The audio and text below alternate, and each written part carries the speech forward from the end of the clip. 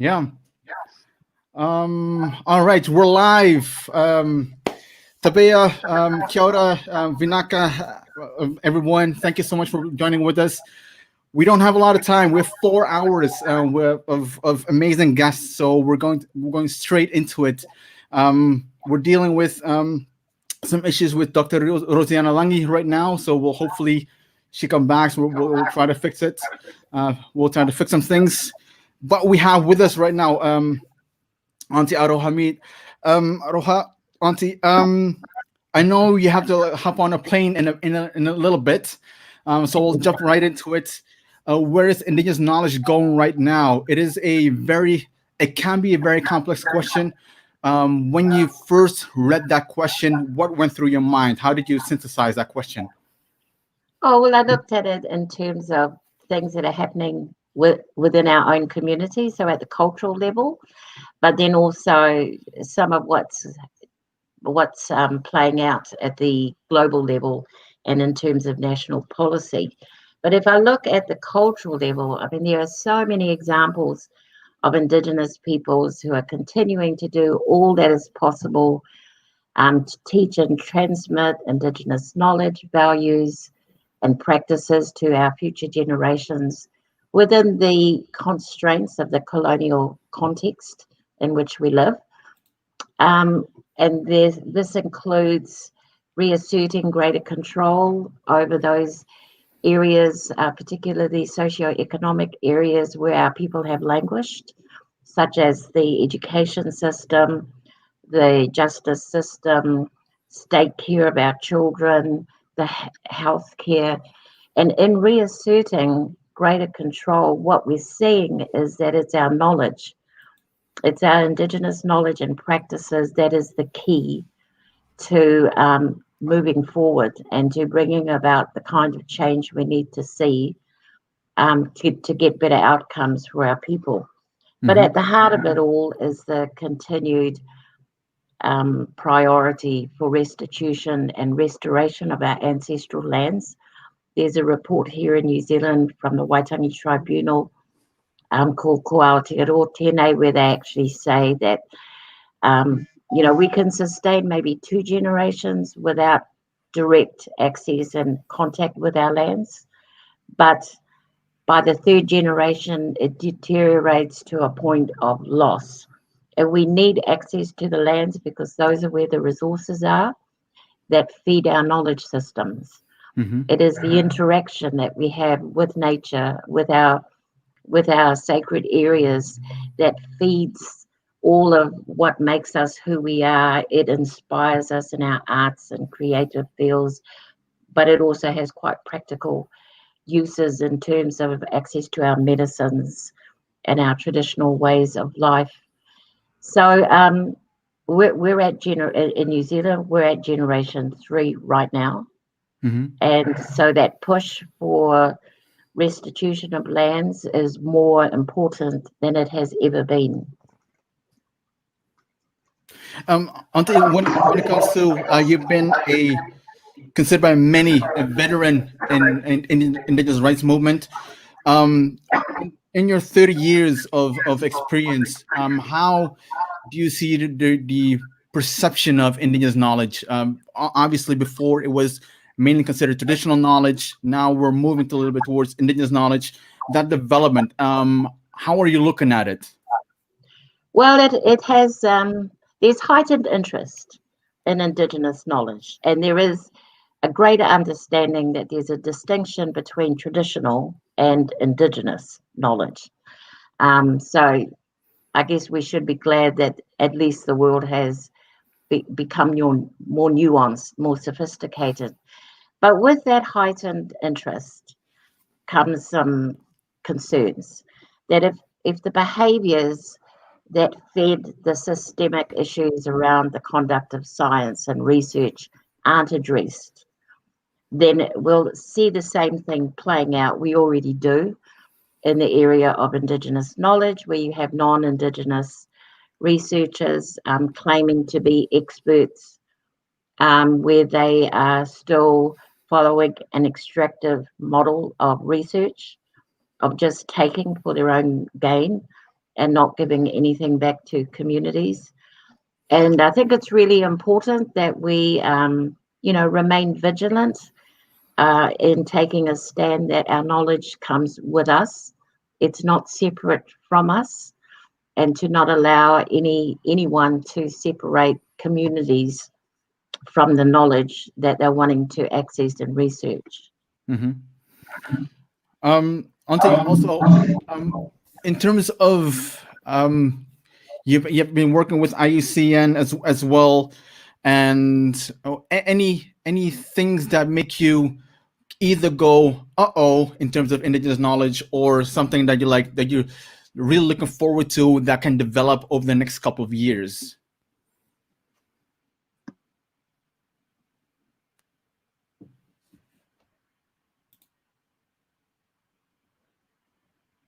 So sorry, Auntie, you're on mute, so I can't hear you right now at the moment. Yep. Right. Did you mean just in general at the international level? Are we seeing sort of bright spots where Indigenous knowledge is being used? Yeah, for example. Yeah. Okay. I think within the Intergovernmental Platform on Biodiversity and Ecosystem Services, there's potential for some good things to happen in that space. They're currently involved in producing an assessment on using multiple values of nature, and multiple values and valuation of nature, which inevitably includes Indigenous knowledge. But I think it always, we always have that nagging doubt that the basic fundamental issue that knowledge comes with a people, and commitment to knowledge is about commitment to the people. I don't know if we're making as much progress on that front as we should. I think Western science, global processes, they're obsessed with this notion of scaling up. And, it's an immediate response almost, that if they see something they like in a local community, they want to scale it up to a community on the other side of the world, or to a whole country. And of course, our knowledge wasn't designed for that purpose. It works best when it's place-based and people-based, and that it's enabling and empowering of the communities from which the knowledge comes. I think we've got a long way to go in that area. And as I said previously, we really have to be vigilant about always insisting the people go with the knowledge. It's not a field in itself, in other words.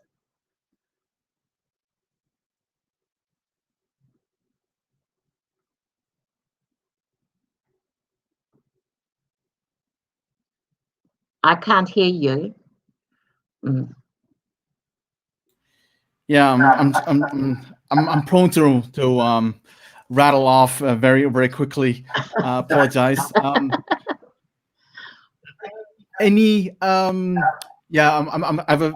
notorious for making diplomatic faux pas and doing stuff like that, so I apologize for that. Auntie, any final thoughts? We're running out of time. Yeah.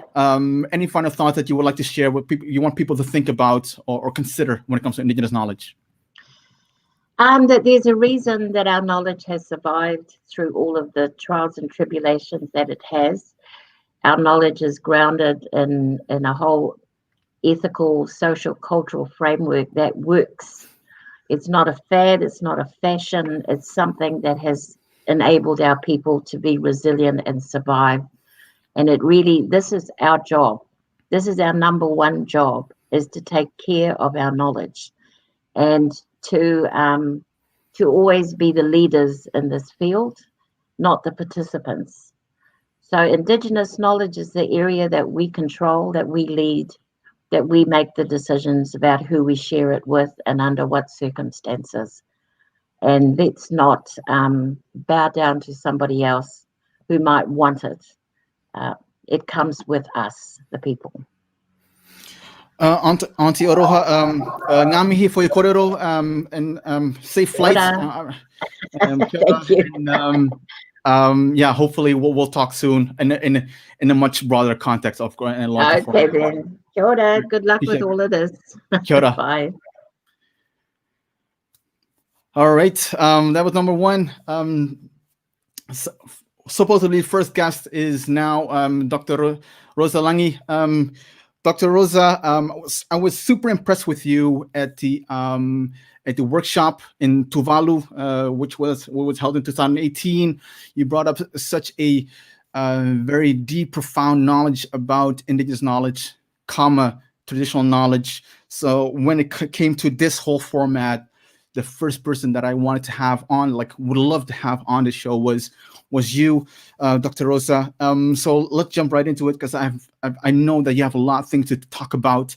Um, where is indigenous knowledge, comma traditional knowledge, going right now? What were your first thoughts when you read that question?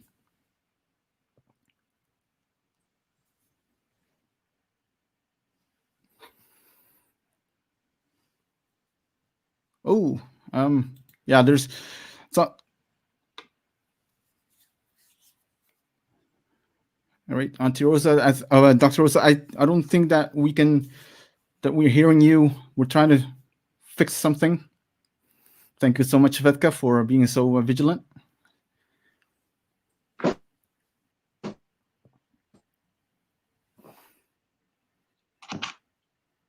Yes, well, and I can see you're back.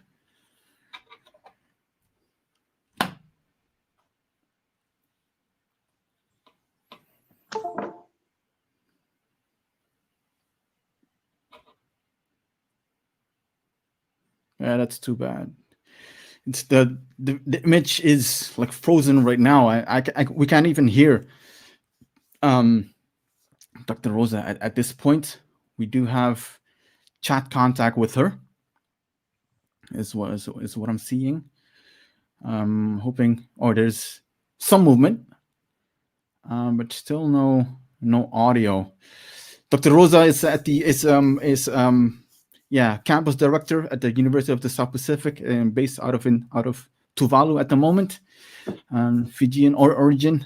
And yeah, we're trying to get contact. We have some movement in terms of image, but in terms of if of audio, I can't, like, it's I'm not hearing anything, unfortunately. So I think Dr. Rosa, maybe you can maybe connect and disconnect your audio and video. Maybe that can help.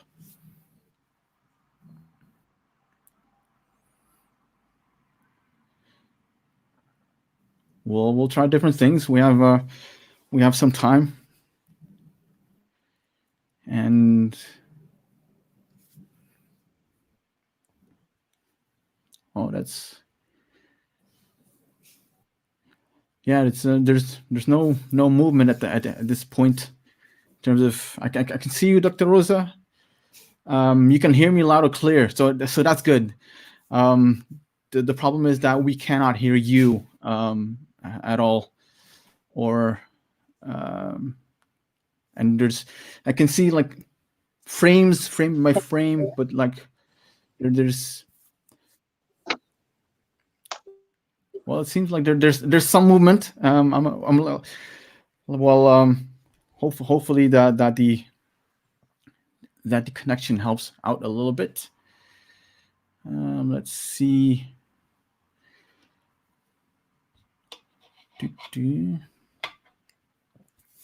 Yeah, like I said, so we'll wait a little bit until Dr. Rosa her connection like fixes up a little bit.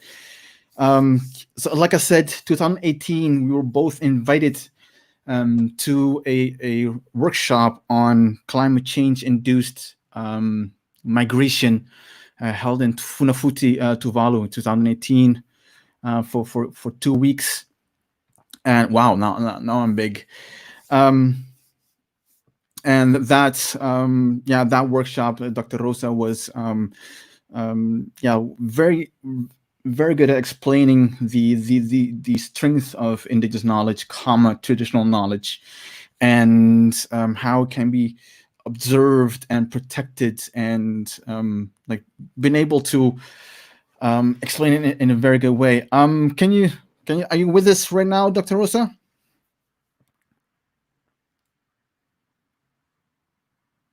All right. Okay. Maybe Svetka, you can do some magic behind the scenes, maybe a little bit, to bring in Dr. Rosa. And I'm also very much aware that Dr. Rosa doesn't have a lot of time right now. Do see Auntie Lilikala with us. Auntie, if you're okay that we bring in you a little bit early, you can talk a little bit longer or talk a bit shorter. We're just trying to fix the connection with Dr. Rosa. I see you nodding, Auntie. Mahalo, aloha for being with us. When it comes to Indigenous movement, Pacific Indigenous movement, definitely within the international scene, Auntie Lily Kalais is one of the persons that you easily gravitate towards, that you recognize as being the of the bedrock of the Pacific Indigenous movement at the international level. Auntie, aloha from me to you. Let's jump right into it as well. We have a little bit more time though, so you can explain a little bit more. When it comes to Indigenous knowledge, what do you see? Where do you see it going? Well, actually, now that I'm a senior professor and I don't do admin anymore, I've devoted my whole life now to ancestral knowledge, the specific Polynesian ancestral knowledge. And I sent to you some of the flyers that we have for what we're doing. We're doing a weekly webinar every Wednesday night, which is open to the world to see, about ancestors. So we look at who are the ancestors that begin the world, who are the ancestors that, let's see, who are the ancestors that tell us how to live, who are the ancestors that we have, sometimes it's Earth Mother, Sky Father, sometimes it's the ocean. And then what do the stars teach us? And how do we do certain ceremonies by stars? So when the Pleiades are rising, that's right between the September equinox, and then we're gonna come up to the winter solstice. That brings a new kind of rainy weather. The earth becomes renewed, etc. Very important in Polynesia. So we see this happening in different parts of Polynesia. Every Wednesday night we're talking about it. We're about to have our last show before Christmas, and then we're going to move into January 27th. We'll start up our shows again. We're going to finish up all about navigational stars and earth stars, and then we're going to look at temples that were built to measure the sun movement from winter solstice to equinox to summer solstice and back, because that tells us how the weather changes. So what are the ancestors' ideas about these things? What kind of food do we plant at any one of those times? And I have a website, a Zoom that I'm doing, but also I have a website where you can watch all of those. So if you'd like to, I can talk about those things. I'm offering a course next semester on this as well. And you don't have to be registered to the university. You just let me know that you want to be involved with the course, and I'll put you on my web, and you'll get the notices for everything that's happening. We're going to discuss all of the videos I've done since June. Let's see. Last night was number 26 video about all ancestral ideas from Hawaii, Tahiti, Aotearoa, New Zealand, Tonga, Samoa, Cook Islands, Marquesas, Rapa Nui, and the Tuamotus. What I'd like to do after we go through our topics, including moon calendar, I want to find out, what about Maluku people of Indonesia? Right? I want to have you come and talk about your folks' culture. I understand that one of the Indonesian words for Pleiades is mataligi. Yeah. Mm-hmm. Right? So cousin, right? But what about Southeast Asia, where that the whole dragon lizard motif has to do with fresh water? Or what about the Inca people in Peru? The capital of Peru is called Lima, which is the number 5 in Southeast Asia, in Indonesia, and all of Polynesia, even in Filipino languages. Okay, so I wanna expand and start to talk to people. When we're building temples, there's temples all over the world that our ancestors built 1,000, 2,000 years ago. that measure the movement of the sun. Isn't Mm. that fun? Those things are fun, right? So Yeah. now that I'm old, I don't do politics anymore. I left that for the young people. I'm only doing ancestral knowledge. So, would you like me to share my flyers? Can you make me co-host for a minute? I can share with you. Yeah, you can share a screen. That's what you can. If it's in the bottom of the thing, you can. me- I'll share. Meanwhile, yeah. So any takeaways from your webinars, seminars that yeah, that are Can you see interesting. my flyer? I clicked on share screen. Can you see my flyer? No. Let's see. Try it again. Share screen. Okay. Share. Entire screen. Application window. Okay, try that. Share. Maybe not. Maybe I'll have a pineapple in between. that's okay. That's okay. You know what? That's all right. We just talk about it. Um, and I'll send those things to you, and you can post it on your website if you like to or Sure. not. Yeah. To you. Yeah, yeah, yeah. But I think it's a time for us to be looking at all of our ancestors as indigenous peoples, because I'm finding old people who are not at university, who are learned people in one little corner of the world on an island in Polynesia, know all this stuff. No, they haven't published a book. They're not being talked to by university people. And now we're getting them on video forever so that their knowledge is there forever. And that's what Mm. I want. I want for all of our indigenous peoples to do. Yeah. Yeah. One question that comes a lot across, and I would like to hear your thoughts a little bit, Auntie, is um, in terms of protecting indigenous knowledge, what are some easy, like entry level things to do that, for example, from a non-indigenous side, that want to respect indigenous peoples and indigenous peoples themselves that want to start protecting indigenous knowledge, and any initial thoughts that you have on that point. I ask all of my presenters to put at the bottom of their slide, they do a PowerPoint. Every slide says, it says, uh, copyright by Lili Kalakome Lehiva 2020, or copyright by Dr. Refiti, 2020, so that the Mhm. name and the copyright is on every slide. Now, for the non-Indigenous who want to be able to refer to this information, wonderful. What they do is they say, Dr. Kameile, he was said this, Dr. Refiti said that, Dr. Kaili said this. If you want to go look at it, go see it on the website. You can watch the video yourself and learn from it. That way, we're respecting whoever owns it. Now, I'm the host. I don't own it. It's the people who are speaking, the source of the knowledge. They own it, right? That's their intellectual property. And it's for me as the host to respect that and to always say to them, hey, I don't have your copyright on the slide. And you know what? If they send it to me without the copyright, I put it in myself. So they have a copyright. But I think that's one way that we can share our knowledge with the world. Some people say, oh, no, we don't want to tell anybody. No, no, no. We don't want to tell anybody about that. It only belongs to our people. Okay, that's your choice. Some people Mhm. are choosing that. But for me, I think our ancestors have something to teach us and the rest of the world. Now, after we go through all those ancestors, who the ancestors are, what are those stories about stars and temples? What about the earth and how we take care of the water and that kind of thing? Then we're going to move into how do we live sustainably for the next 40 years with global warming? Mm. We're going to go back to the same guys who are talking, who are really learning from their place, and ask them those kind of questions. So we're going to segue into taking care of the land and what food that we will all need to grow. Because Mhm.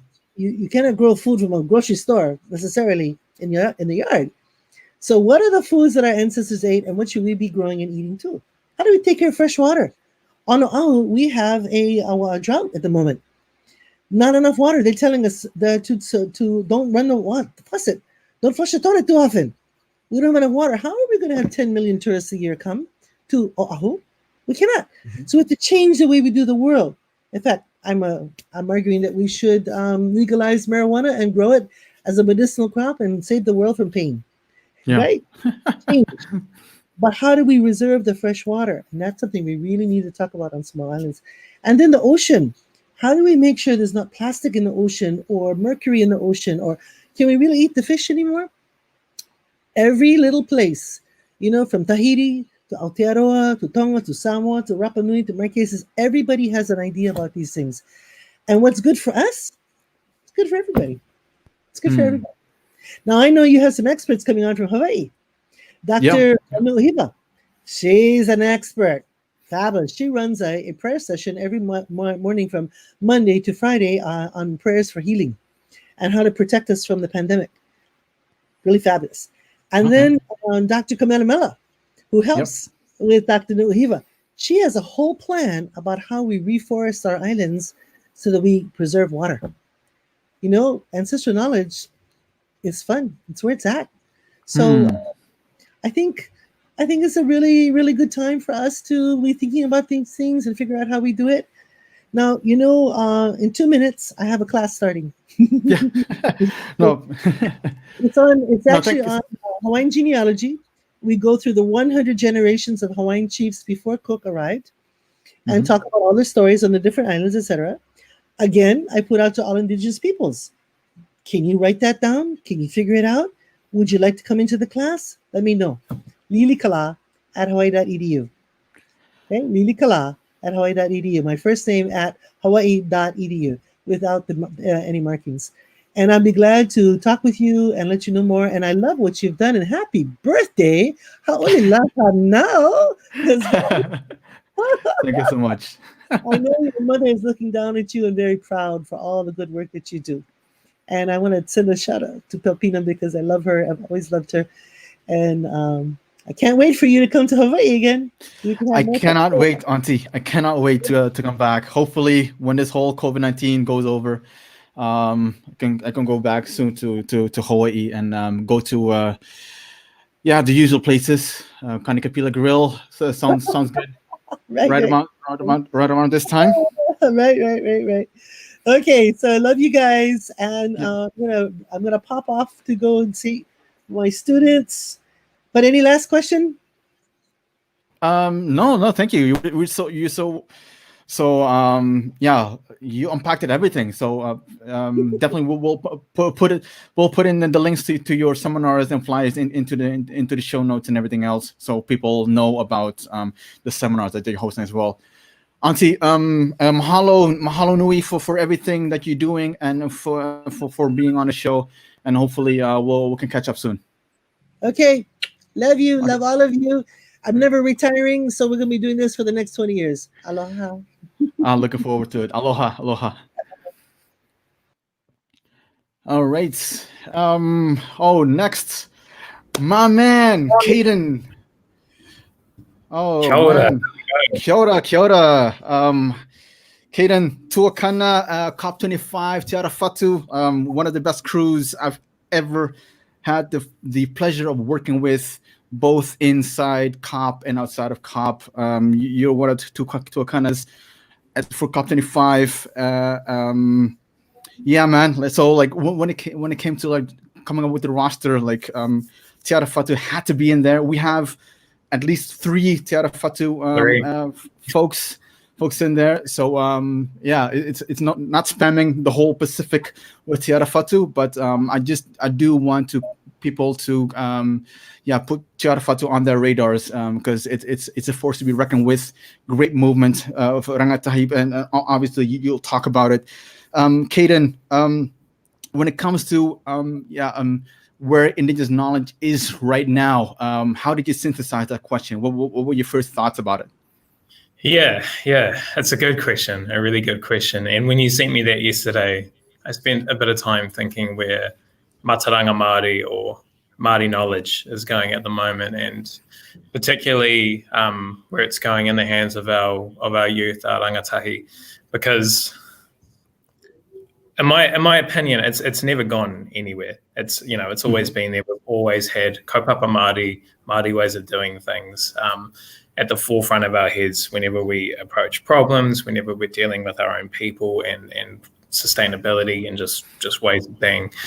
What is interesting is how we use that knowledge to navigate through the world right now and how receptive everybody else is, Pākehā, New Zealand Europeans, to taking that on and using those ways of knowledge and those ways of being as a guide for us all to succeed. So what I'm seeing at the moment, because I'm working in the health space, at the moment, particularly Māori health. And what I'm seeing at the moment is more and more Pākehā and just people from all over New Zealand embracing that Māori way of being and our approaches to health, our approaches to sustainability, to community, and really taking those on board and applying those to everything. So I'm very confident in the direction that Indigenous knowledge is going, at least here in Aotearoa. But even, the stage that we've shared, Ghazali, at the UN climate talks, and our Indigenous people's ability to uplift our ways of being and really put that out there, I'm really confident in the way that it's moving at the moment. And when you come to just touching a little bit upon the Pākehā side of things, so that is it well enough? Is it good enough? It's obviously there's more that they can do. That development has it been with struggles? What are you seeing on that end? Yeah, so it's definitely been a struggle. that's obviously, sure. But it's, I guess the struggle comes with convincing Pākehā that, it's been said already in some of the talks that you've had earlier prior to me, but what's good for Indigenous peoples is good for everybody. And our approaches to health and sustainability and culture, it's not just specific for Māori, it's by Māori, but what we use to build ourselves up is to build everybody up. What's good for the most vulnerable groups is going to benefit everyone. So that is slowly being applied into, different areas of the way we do things in Aotearoa. Not fast enough, nowhere near fast enough, and not soon enough by any means. But we are moving in a direction. I work at the Ministry for Māori Development, and we're trying to push those things out at the moment and land those in different organisations so we can see those filtering down at different levels, and particularly for whānau in their communities. So it's a struggle, but hey, getting there. Yeah. Caden, a little bit about your personal story, because if you'd like to talk about for that, because I think it's a story that a lot of other Indigenous youth, rangatahi, are also dealing with, is trying to regain the indigeneity. Can you explain that a little bit to get people a little bit more context about you as a person?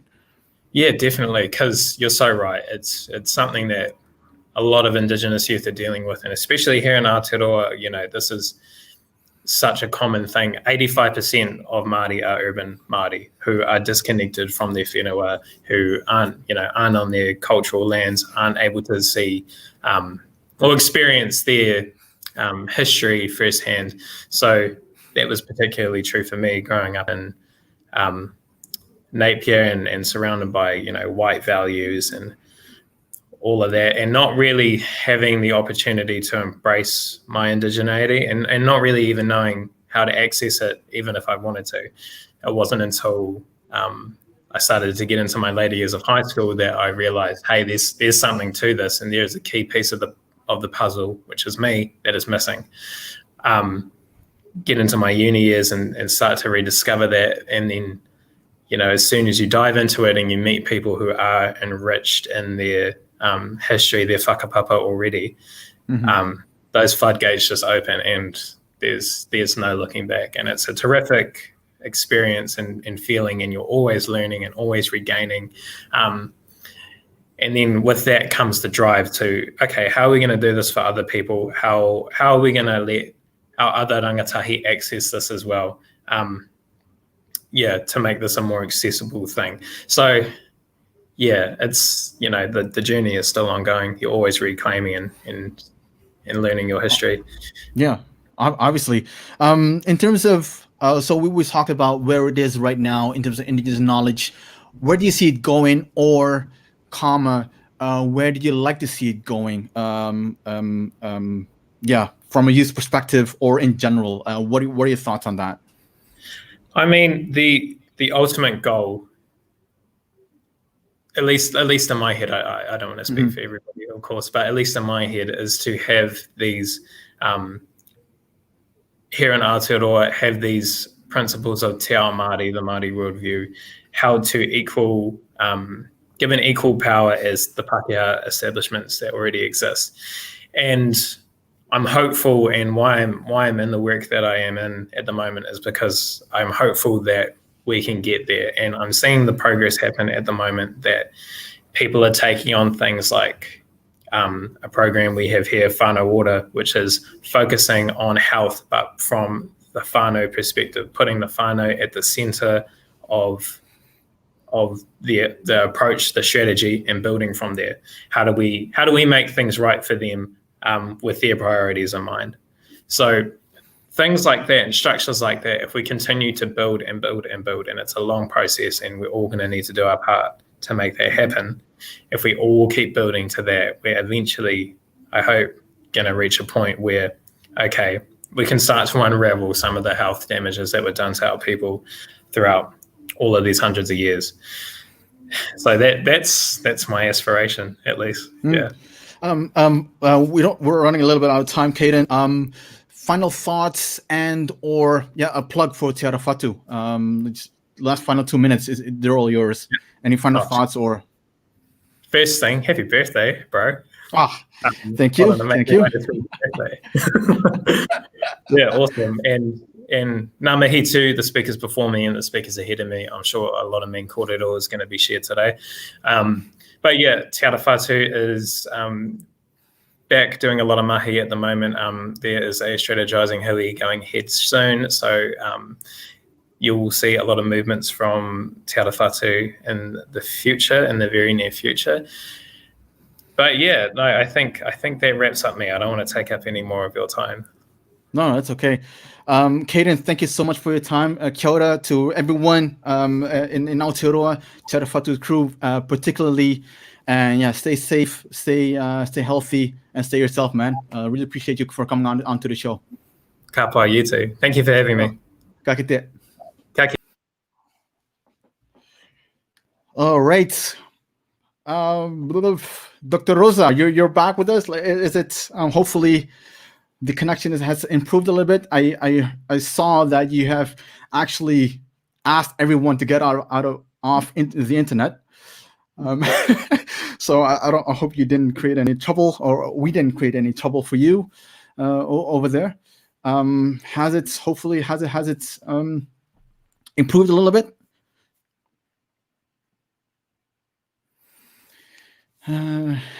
Doesn't look like it.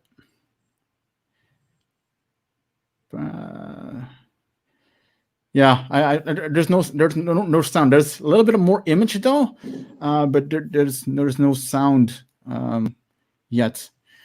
Maybe we should ask Maina first, because Maina he's from Tuvalu. Maybe he knows what's going on. Maina, get in here.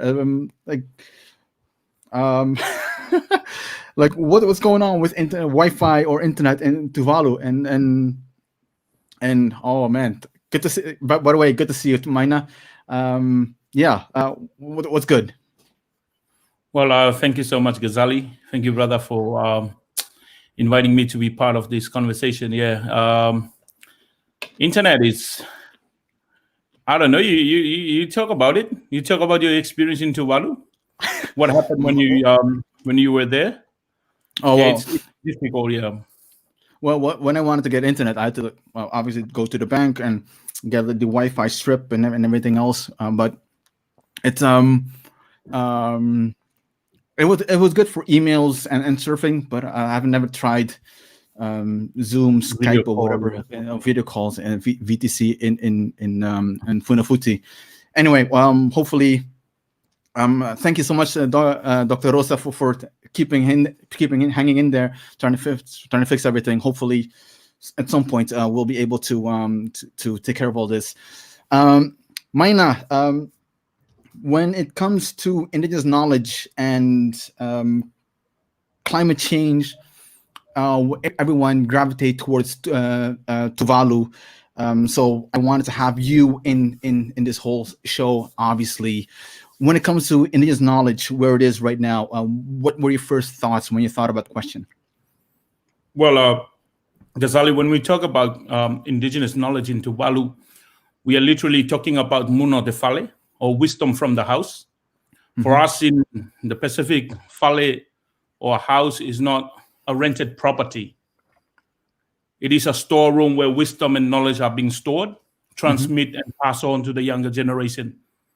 Since there is no word that could translate to carry a deeper meaning and a deeper sense of indigenous knowledge in Tuvalu, mm-hmm. I've coined and utilized the concept of Muno de Fale, wisdom from the house or of the house, to mean indigenous knowledge or indigenous wisdom.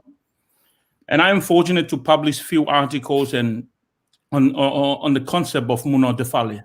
Mm-hmm. Because in Tuvalu, traditional knowledge is not taught in the public space, nor in traditional meeting house or Fale Kaupule. Mm-hmm. If it happens to be taught in the Fale Kaupule, it literally general, but not on a particular issue. Yeah. Indigenous knowledge only found in our Fale, in our home, where our elders, our tupuna, our grandparents reside. Knowledge that are found or taught outside the Fale, or we call it Muna Tuapola, is considered to be invalid and unauthentic. Mm. So let me take us back to the question of where indigenous knowledge going right now. We should look into the context of COVID-19 and, in Sure. COVID-19 in Tuvalu, as of early May this year, about 1,500 plus the capital population were voluntarily moved back to the outer islands, with border closed, limited reliance on the importation of goods. Therefore, people are being forced to revisit their own traditional knowledge for their daily survival. And even the new foreign policy that was launched, I think, a month ago, was also framed around traditional wisdom, traditional knowledge, and traditional values. So that's how far our traditional knowledge have been utilized back in the island. But when we talk about the issue of climate change and traditional knowledge, we are being resilient in many ways, not just in terms of climate change, in the change of weather pattern and so forth, but we are resilient in many forms, in many ways. So having that traditional knowledge passed down to the younger generation and revisiting them and reviving them, I think it is one of the, it costs us nothing, It costs us nothing. So if we can mitigate using our traditional knowledge, we have to, the lesser we have to adapt. Yeah. Utilizing, opting for Western methodology, Western adaptation measures. But if we have that wisdom, we have that wisdom. But in fact, we tend to favor the Western ideas of doing things rather than our own things. So it's about time that we need to decolonize our mind, our body, and our soul, and try to have that deep sense of understanding what traditional knowledge really means to us. Right. Maina, can you unpack that a little bit? Because you go into a very specific point. Everybody, I think a lot of people, as I see Dr. Kiloha Fox as well, like when it comes to decolonization of healthcare, mind, and everything else. Can you, from your perspective, like what are like the first steps? What can people do when it comes to decolonizing mind, body, soul, and everything else? Thank you. I think, Ghazali, when we talk about this new normal, it's been a discussion everywhere, what is a new normal? What is a new normal for the Pacific? What is the new normal for Tuvalu? And I think I've written an article on that, and it's literally means, the new normal is going back. It's going back, reusing our traditional knowledge. For the West, development is about a new civilization for us. Development. It's a term that not only grabs the mind, but it gives some political and social flavor into what we do in our daily lives. Mm-hmm. But for us in the Pacific, or even in Tuvalu, if we talk about development, we're talking about our traditional knowledge. We're literally going back. This new normal, for example, people are shifting from Funafuti to the outer islands. And most of them been spending most of their entire lives in Funafuti, 60 or 70% on the capital, and now they're going back. So that's the new normal is nothing new. We're literally going back to what we used to be in the past.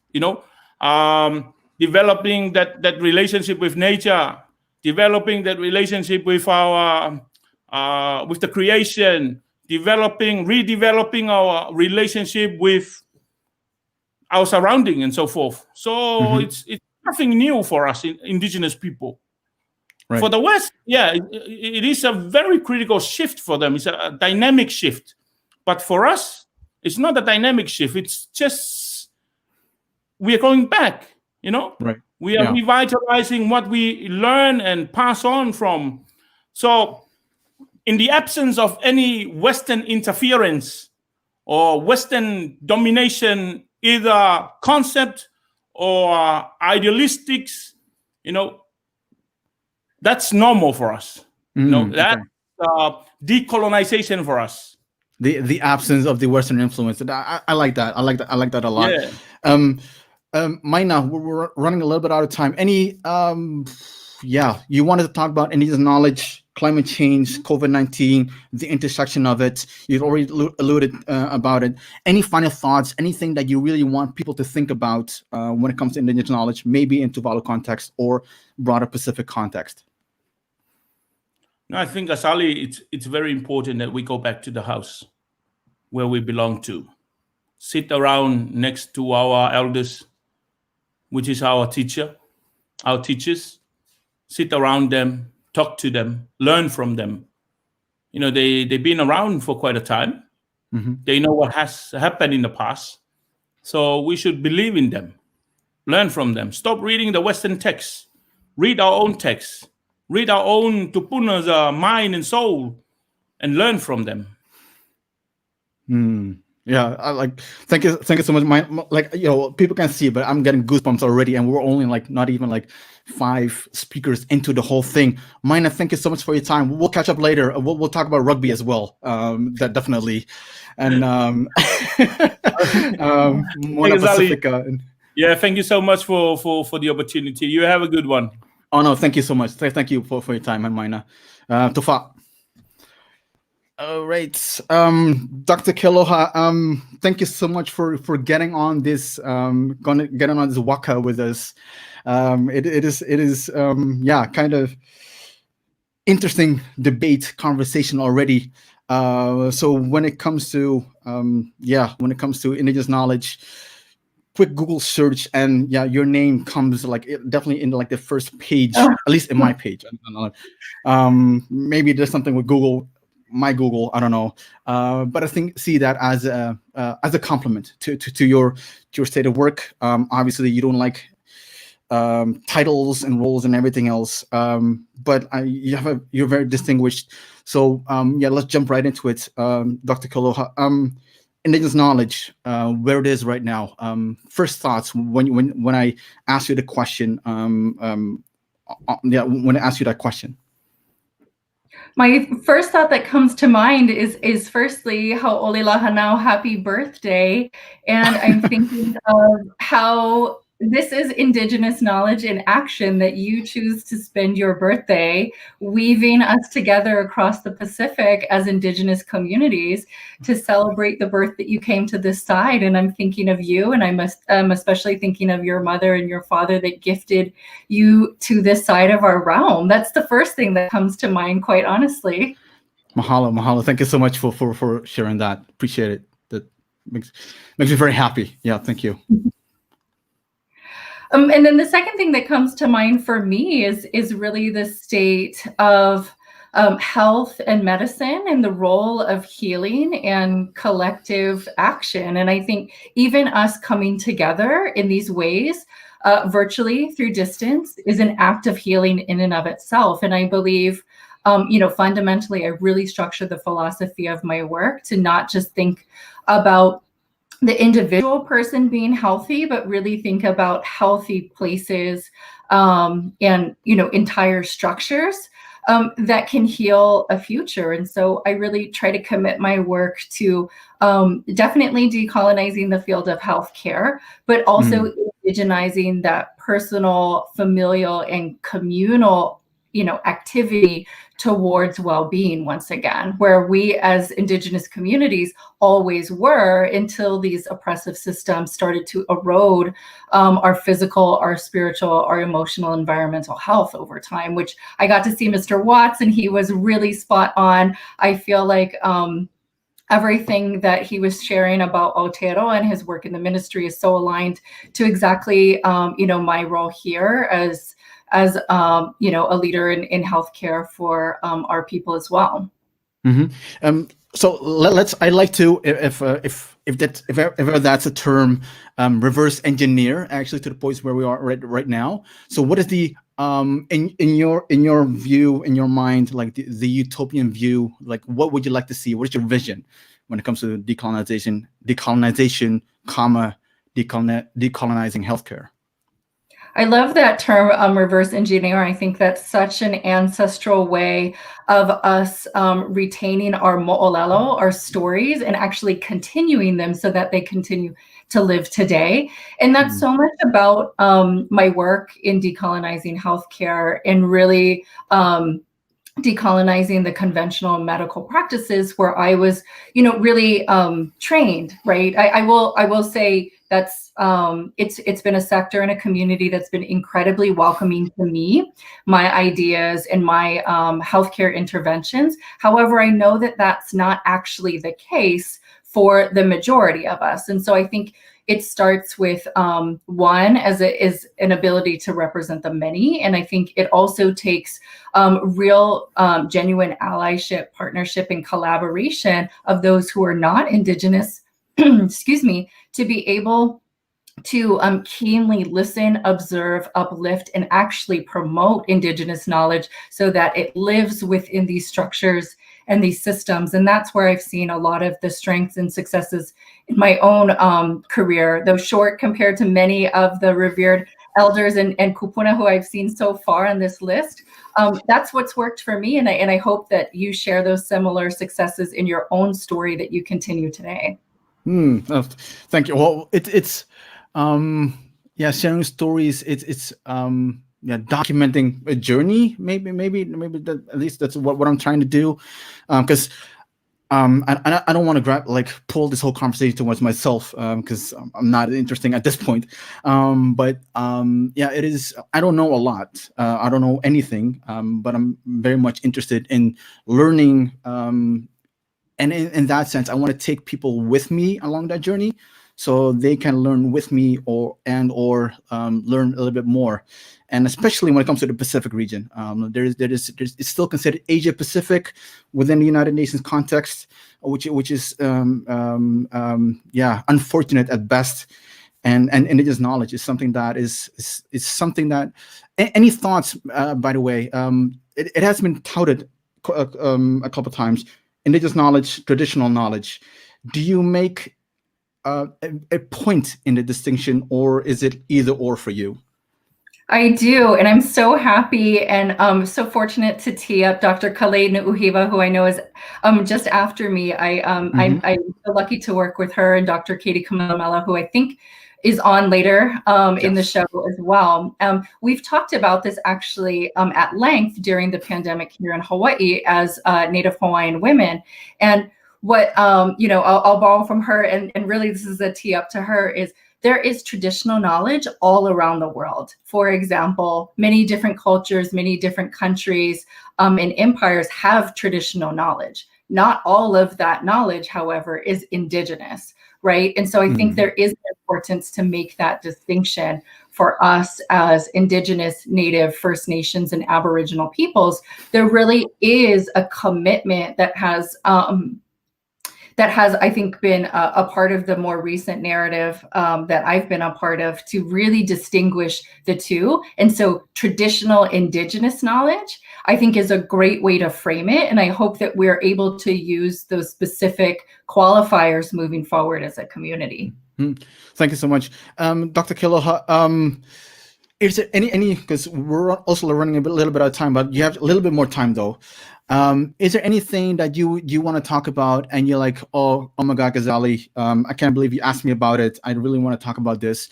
Something that I forgot to ask you, because there's so many things that you are distinguished enough to talk about. Obviously, Dr. Kale is afterwards, but like from your perspective, anything that you would like to share? I've been lucky to be in so many different fora this week, and what I've continued to come back to is that for us, it's so natural to include art and language in history and dance, these forms into what we describe as health and healing for our people, our families, and the communities that we come from, and really trying to bring that into the systems and fractured organizations that we're seeing during the pandemic, I think is a great way for us to offer tools for solutions, right? I believe that everyone has a right to live long, healthy lives, no matter where you come from, no matter who you are. And so I think that us as Indigenous peoples have tremendous wisdom to be able to share about how we live so healthfully in harmony with one another, in harmony with our place, and how systems actually themselves can be empowered to be healing tools. Or as we're seeing now, I think across the board with all of these different isms, we're seeing so much fracturing of systems that haven't been set up for the well-being of all and collectivity. Thank you. And the final question that's been hanging on ever since we started this whole conversation. That's been on my mind. Your favorite spicy food? That is not one, actually.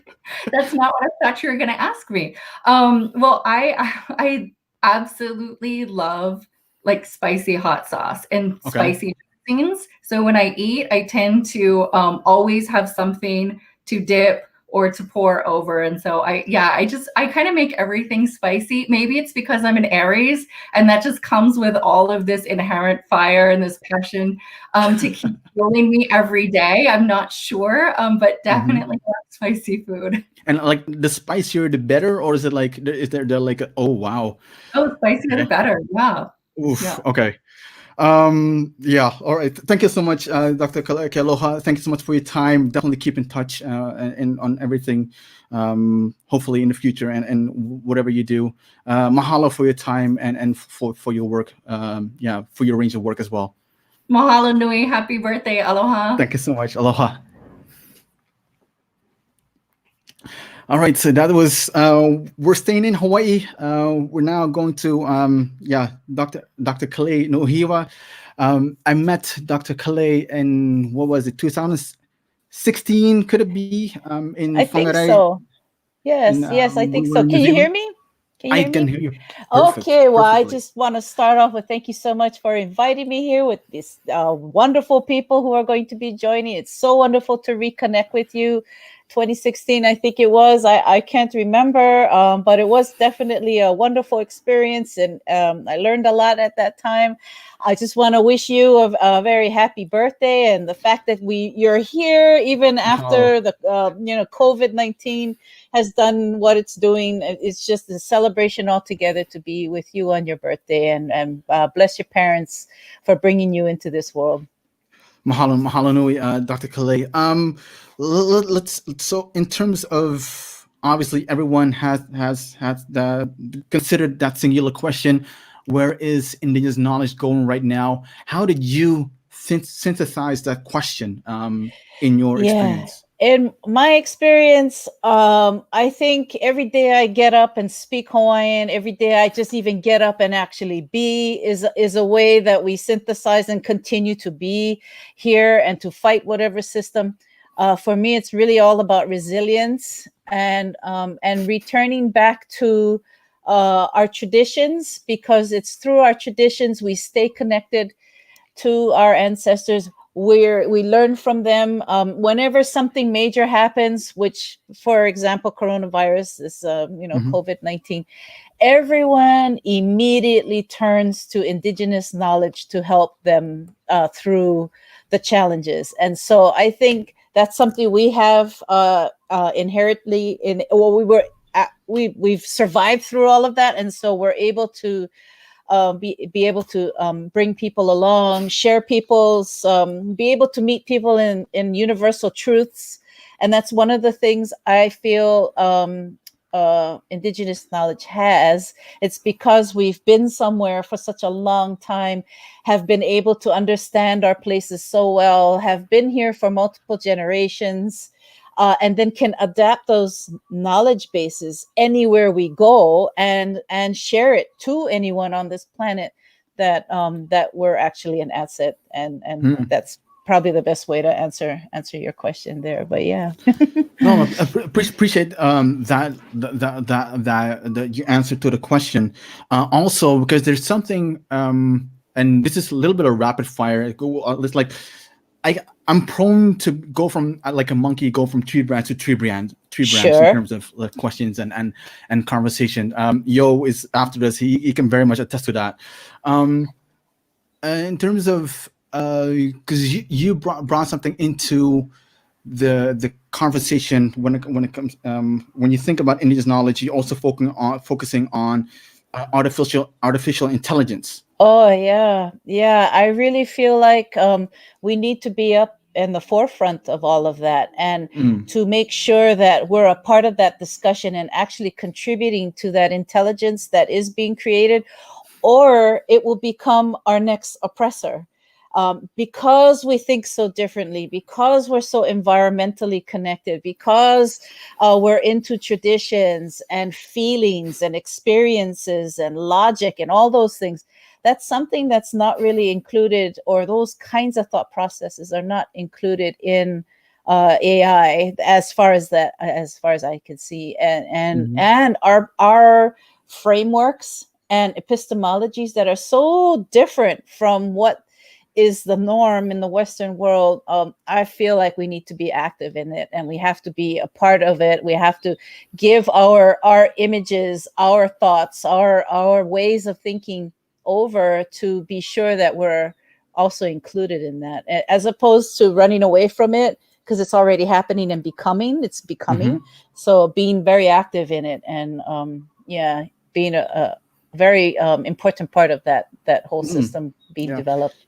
Because you started talking about it, my mind went a little bit to virtual reality, those kind of things as well. And then it goes to Michaela Jade, a very good friend of ours, mine, sister, Aboriginal Australia, runs Indigital company as well. She tries to I think she tries to bring the rights whole regime, Indigenous rights regime, into when it comes to digital rights and Indigenous people, making sure that we are protected.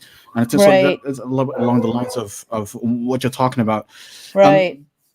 Dr. Calais, when we were in Aotearoa in 2016, you talked at length about something that not a lot of people are aware of, but should be aware of, and that is like the Hawaiian worldview of a world calendar.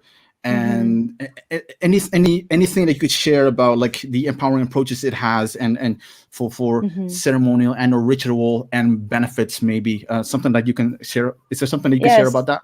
Absolutely. Actually, it was something that was brought to us as we migrated all the way through from your side of the world of the Pacific all the way to all across. What I feel the Hawaiian lunar calendar does, and actually any lunar calendar does, is it forces you to live within this idea of a cycle and a season. And everything around us, the environment, the plants that grow, the animals, everything, even the weather that's happening, is all about that natural cycle. So in the Western world, they tend to think about things in a human lifetime, right?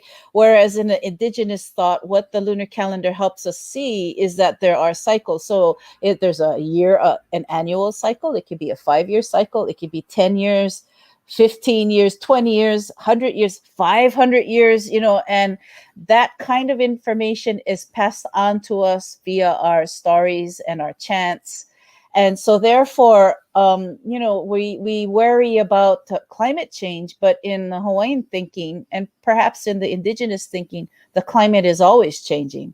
And therefore, what do we do as humans? What can we do to adapt and mitigate our ways of approaching the environment and approaching the things that are around us, so that we can actually live in harmony and in sync with this cycle that we think is new, but is actually not. It's actually, it's happened before. And, you and I, Ghazali, we are descendants, and I say this all the time, we are descendants of survivors, which means we have that information, that trauma, the historical triumphs, all of that knowledge that our ancestors actually experienced is in us. And it's really about reaching back into us, connecting to the moon, connecting to the natural environment, and then having that sort of come out and be able to live again in the same way that our ancestors did, so that we become good ancestors for the next descendants, and we pass on that information to them too. So, we have to honor those survivors who allowed us to be here. And so, they went through a lot to make sure we're here. So it behooves us to continue to do those kinds of things, add to that knowledge for those who are coming after us. Thank you so much, Dr. Kalei. Yes, because we're also like we're coming towards the tail end of this whole conversation, right? Yes. And any final thoughts, people that they heard before in this conversation, maybe that you want to comment on, or something that you would like to share with people that you would like people to think about when it comes to indigenous knowledge? Okay. I really believe that the environment around us is constantly teaching us. Indigenous people know that we are descendants of the environment around us. We are a product of it. And so the environment is such a patient teacher, constantly teaching us things every day. And what we do as Indigenous people is stop and pay attention to it, because our lives depend upon the health of the environment, and it's the symbiotic relationship. And there's a lot of sentences in chants and stories that say "Iola oi, Iola aoe." If you live, then I will thrive. If I thrive, then you should thrive. And so I mean, coming back to that place again, coming back to it ourselves, coming back, reaching into ourselves to find our ancestors, and allowing our ancestors to reach back to us, I think is like super important. And that's, to me, how we can explain where is indigenous knowledge going right now. It's within us already and will always be. And so our job is to assure that that transference of knowledge continues to happen in the future for those who follow after. Thank you so much, Dr. Kalei. Thank you so much for being on the show. Thank you, Ghazali. Your breadth So good of work. to see you. And yeah, I think it's good to see you as well, and hopefully that we can continue in the future. Hopefully also in person, Yes. into much deeper conversation. Because I'm All thinking right. Yeah, it's too short. yeah, Yeah. way too short. Way too short. Yeah. But I'm so happy for this time and with you. And so thank you for allowing me to be with you. And for everyone, mahalo for sharing all of your thoughts for the rest of this day. Yeah. Mahalo. Mahalo Take nui care. and aloha, Aloha. to Ohana as well. Oof. All right. I see it's a green room that's very busy. Oh, Auntie Anna, thank you so much. All the way for so we went from Hawaii going to Kiribati right now. Auntie, when it comes to like you shot a video as well. It was the shortest one, but to a lot of people the most profound one because it hit people's homes. It hit as in you were afraid of indigenous knowledge getting lost, danger of going lost. So obviously we'll get to that. First, the question that I asked everyone when it comes to where is indigenous knowledge going right now, what were your first thoughts, and how did you not first thoughts? How did you unpack that particular question? Like what was the thought process? Mary, yeah. When I think about the question of where is indigenous knowledge at this time, what comes in mind, as I have shared, is that the loss of culture. What comes in is that many of our lives in Kiribati here, we depend and we rely heavily on our land, and as part of the indigenous knowledge being getting lost through the impact of climate change, because due to the land erosion, people are really connected with the land, and we buried our people in our land, our ancestors, their ancestors. So we are all connected. All that have died, they are buried in the same cemetery. So most of people who live on land, especially close to the shore, they find it so difficult that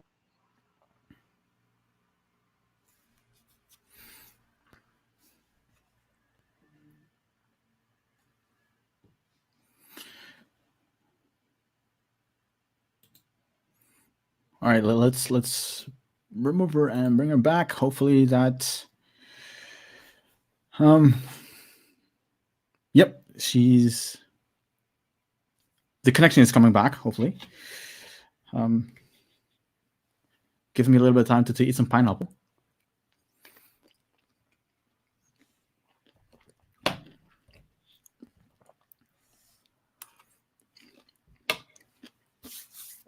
By the way, people that are watching, please let us know where you're watching from. I think people that our guests would really much appreciate it if you tell us where you're watching from.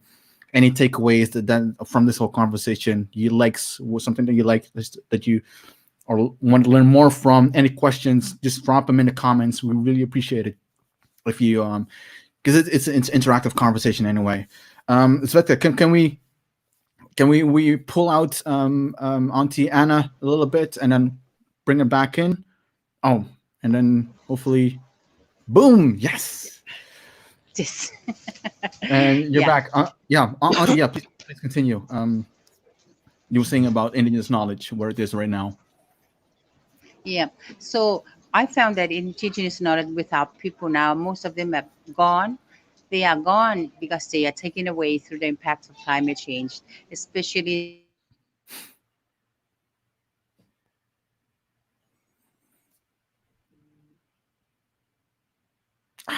Man, had her and you lost her.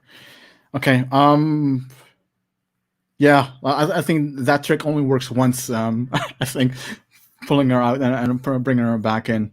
Hopefully, maybe we'll do like a Dr. Rosa. We'll try it throughout. Maybe that's a good idea. weather is Yeah, too bad here now. I otherwise think that's the problem we are facing at the moment with the connection. Okay. Yeah, I think there's some maybe it could be us. Maybe the StreamYard Can you hear guards me? are not. Yes, yeah, I can hear you. Auntie Anna, like there's one interesting story that not a lot of people know of, but it goes to resiliency and determination. Can you hear me?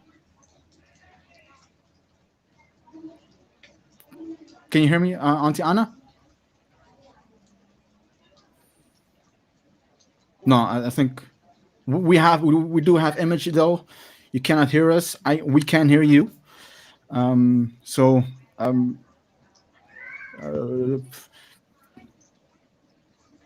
Auntie Anna, one more time. Can you hear us? If a wave, can you see me waving?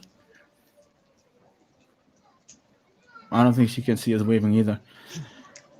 All right, let's pause this kind of conversation then for a bit, Svetka, and then we'll hopefully we can come back to her at a later point.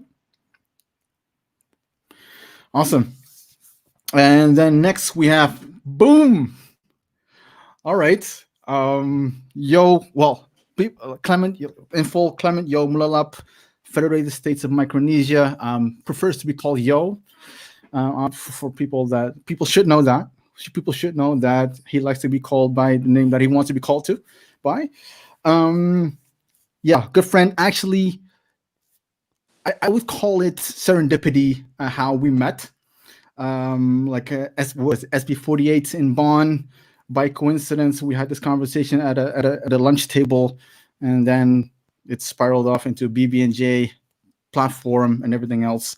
If you want to talk about it, we can talk about it. But obviously, I should ask you the question that I ask everyone in this show so far. Where is Indigenous knowledge going right now? What were your first thoughts when I sent you that question? And welcome to the show, by the way. Well, thank you very much, Ghazali. Can you hear me? Are we good? Yeah, perfect. No, I very much appreciate being invited to participate, and I've been really enjoying the stream so far, including images of you eating. And on that note, happy birthday. Appreciate it. Thank you so much. Oh, like it. Chocolate, probably? It's vegan blackout chocolate cupcake. The first time we met was over yogurt. I could not find any yogurt nearby. Oh, yeah, true. Hey, yeah. This is close enough. It's dessert. It's close enough. I haven't had my dinner yet, so I'm going to say this for later. But I'll be thinking of you as I enjoy this. By the way, before I forget, your chocolate stack right now, how is it looking? Oh no! Should we send some more, or? Well, you don't have to send any more. I've been rationing them very, very severely. Dude, my niece watching this, she would like, oh, send him some more, like, because she doesn't want you to ration the whole supply. Like, she wants you to, I don't know, eat as much as possible, probably. But yeah. Well, I really appreciate that. But the next time we meet, hopefully, we'll, definitely, we'll exchange some goods. Mm-hmm. Huh. I really appreciate the opportunity to participate in the stream, and I've been thinking a little bit about your question, and actually I want to echo quite a bit what one of your previous guests said, Caden, I think his name is, about the fact that Indigenous knowledge is here. It's always been here, and universe willing, it will continue to be here. It's not going anywhere in terms of going away.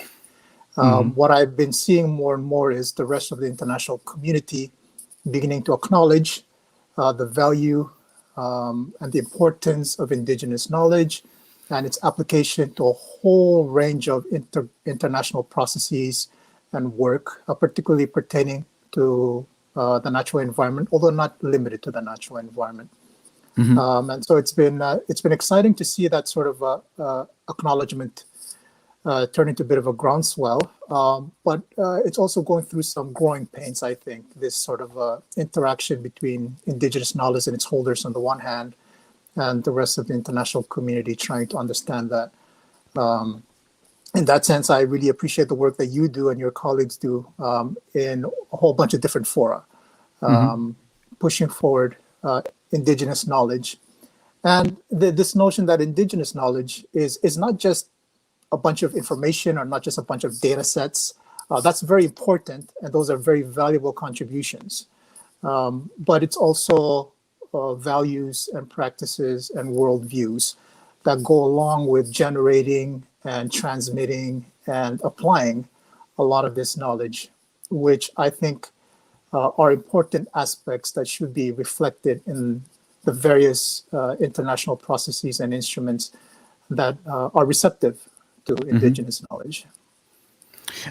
Any thoughts on like what are the major hurdles that you experience, that you see when it comes to international recognition or respect or consideration of indigenous knowledge? What is something that indigenous peoples can do to overcome that hurdle?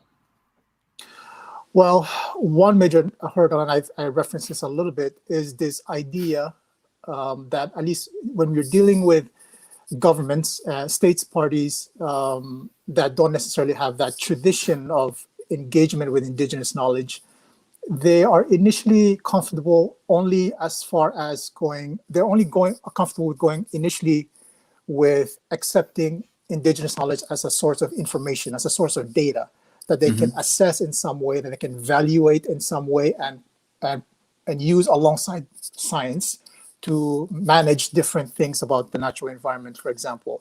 But it's uncomfortable for them to go beyond that, to talk about stewardship, to talk about intergenerational connections with the land and the ocean and the values that are transmitted, and to see how those values and practices can be guiding principles or approaches for the different measures and approaches and activities that are being regulated by governments, for example. And so it's that step further that's challenging, which is why I think it's very important for indigenous peoples in particular to be able to participate actively in all these different spaces that are open to and that impact their knowledge and where they live, and to be able to participate in these spaces, to be able to explain where they come from, what their worldviews are, how they generate and use this knowledge, and how useful this knowledge can be. Just having a seat at the table, it's such an important thing. Even if you have to make the table huge, make sure there are seats there for everybody. Yeah. Okay. You, obviously, you're now you're with FSM Mission New York, doing a lot of third committee, like sixth committee as well, I believe. Yeah.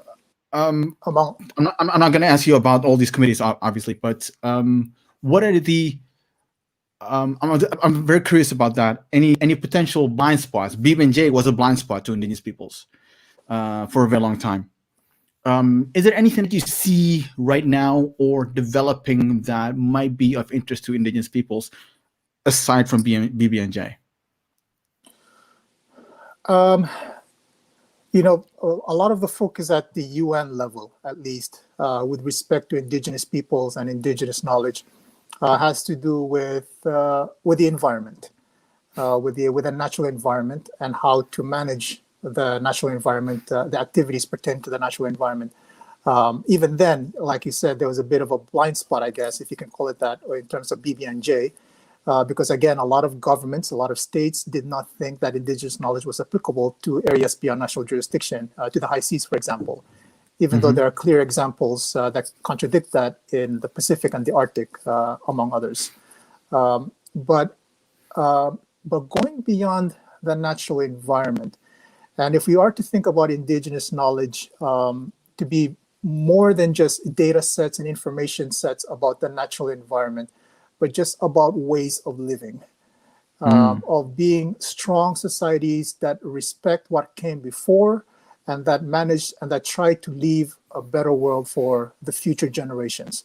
And I think you can see the value of indigenous knowledge across pretty much the entire portfolio of UN activities. In the different committees at the UN, you don't not just have the third committee, like you referenced, which is on human rights, but you have the Sustainable Development Committee, the second committee. You have even Disarmament Committee, the first committee, the impacts of nuclear weapons and other weapons of mass destruction on Indigenous peoples and their ways of living.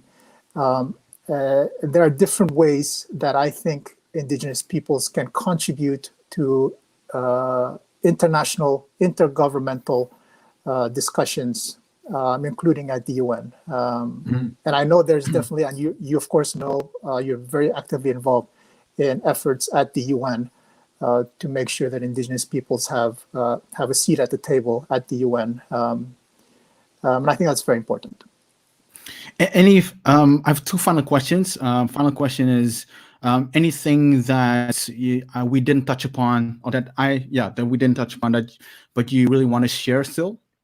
Thoughts, ideas, concerns, maybe? I will say, I'm a lawyer, and one of the main reasons why I went to law school was to examine this sort of tension between customs and traditions and customary laws on the one hand, especially in the Pacific, and Western or outside legal systems on the other hand that we've imported into our governments throughout the Pacific. And it sets up a lot of tension between our customary ways of jurisprudence, of dispute resolution, and outside of approaches to those issues. This is unfortunate because most Pacific Island states, they have laws and regulations, including in their constitutions, that recognize customs and traditions, that give importance to customs and traditions, including in dispute resolution.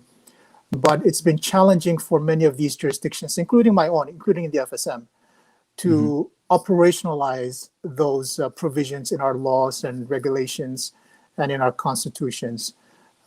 We have a deep reservoir of knowledge about how to live as viable and harmonious communities with each other as well as with the natural environment that we need to tap into more regularly to resolve a lot of disputes that we tend to throw into the courts, the Western courts that we have in our islands, and that more often than not lead to even more division, even more heartache among our communities. We've kind of moved away a little bit from our traditional ways of living, and I think that's a bit unfortunate.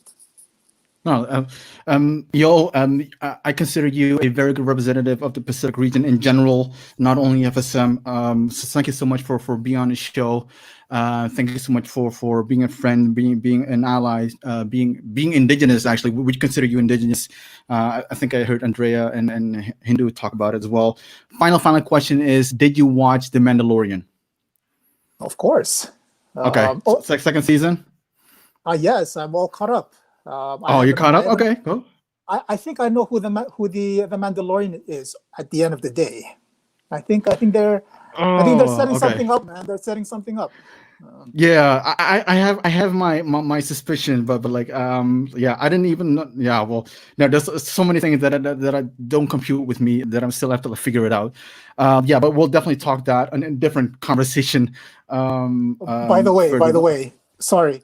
Right over there at the tip of my finger, there's a baby Yoda. Right over there at the tip of my finger, at the top of the bookcase. You can't see him. I can see it. I can see it. You can't see Grogu. Grogu is up there. Trust Grogu, me. yeah. Yes. Thank you so much for being on the show. Really appreciate it. And have a great day. Stay safe. Stay healthy. And talk later. Happy birthday. Thank you so much. Thank you. Oh, that was good. And Leilani,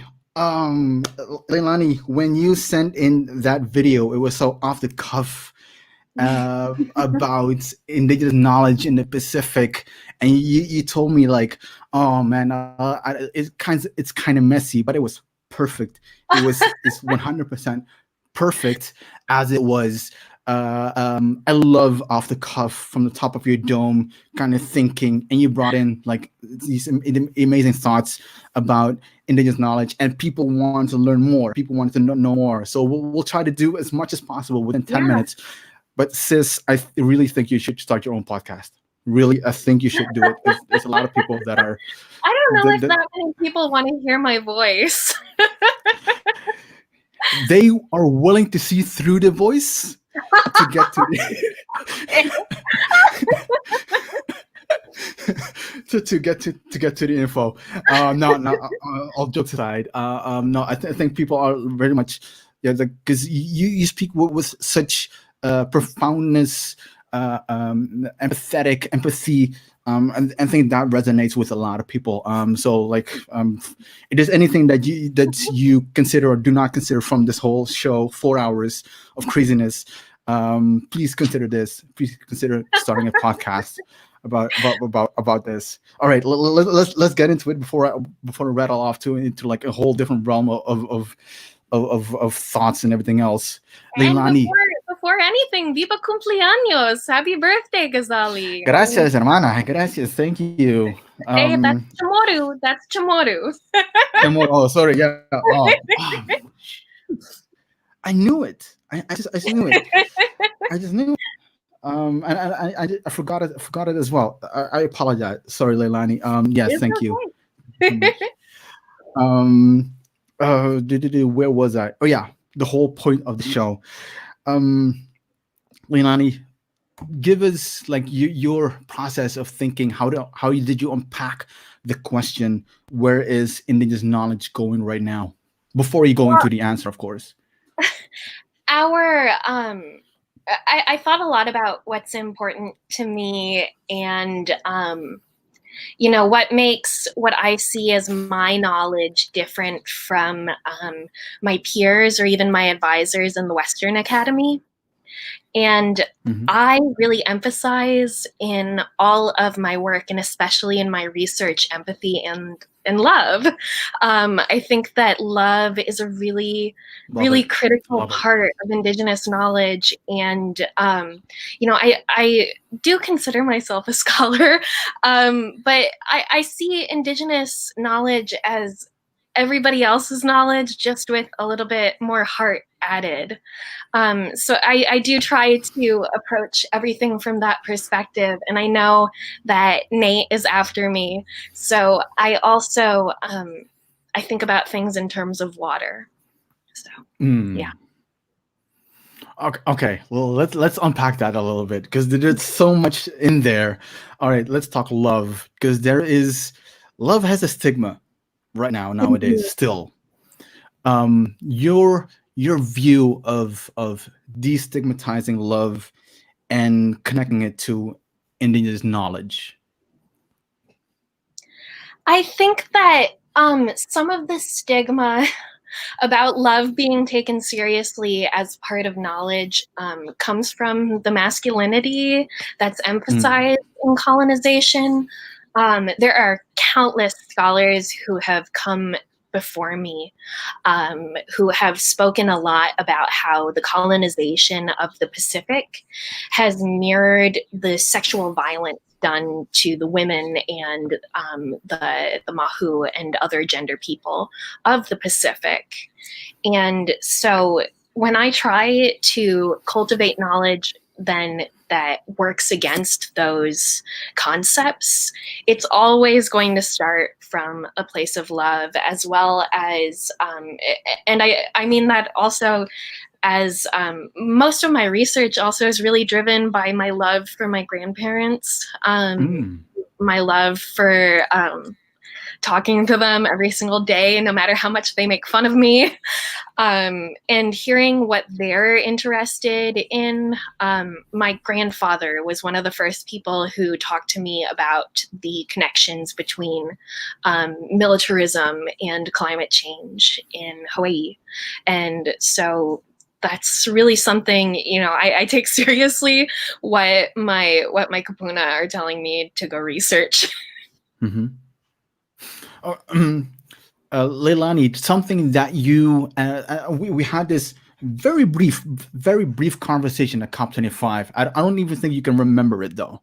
That you had ideas, plans, and correct me if I'm wrong, to indigenize academia and scholarship, like those kind of things. Can you unpack that a little bit? Talk about that. If it's still current, or I always I love the classroom, and I think that that's something that's very Indigenous about me. There are these stories back in the beginning of Christian colonization in Guahan, where Chamorros and other exiles would challenge the priests and the missionaries to days-long debates. And so I've really always seen my traditional role in my community as both a storyteller and a researcher, as following in that tradition, just in a new way. And my experiences in Western academia, that was really largely rejected by my committee. One thing that's really just bizarre, I had a nuclear politics professor who told me that Guam had nothing to do with conversation about nuclear weapons, which is just ridiculous. And I was consistently finding that my methods were devalued. And I think that a lot of it had to do with the fact that I include emotion just as much as I include historical relevance and theory in my work. And, that's something that I learned from a lot of Pacific scholars that came before me too, including my mother. My mother's a biologist who has incredible biology printed across her back, of course. Wow.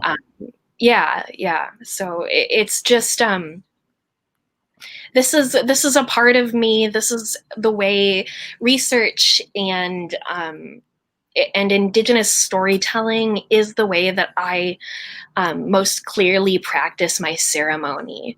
And unfortunately, there's not always the context for that, but that's what you're for. You're creating it.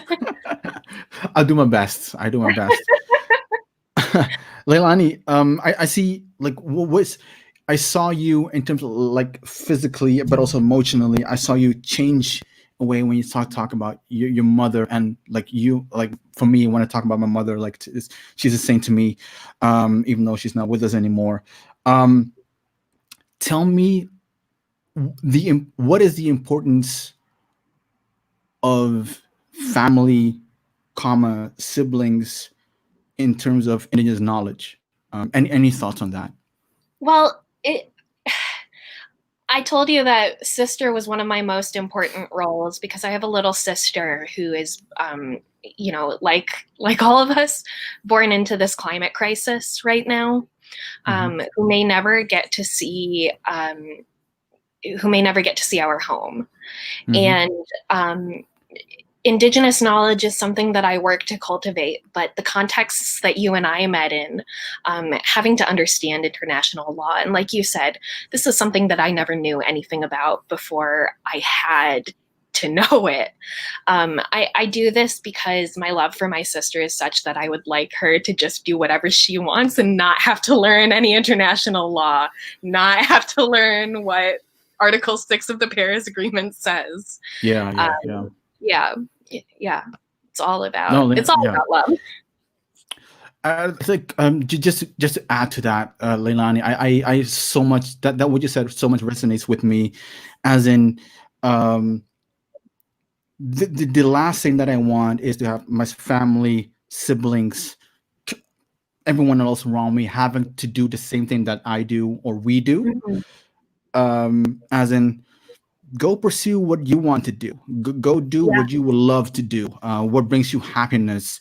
What makes you look at life with empathy, kindness, respect, consent, reciprocity, and just like I got your back. Like I'll do this. Like I made this my niche, like in the international work, the arena that we met, so that you don't have to do it. Just any final thoughts on that? We're running out of time, but like I would love to hear your quick thoughts on that. Just maybe a little bit of a transition to who's after me.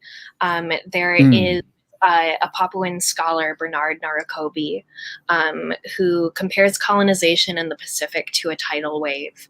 And the work that those of us who are left behind do is the act of taking a digging tool, sorting through the wreckage, and creating something that we can be proud of. So I think that's what we're doing. I really do. And Sainamasi, thank you so much for having me. No, thank you so much, Leilani, for your time. I know you're a busy lady.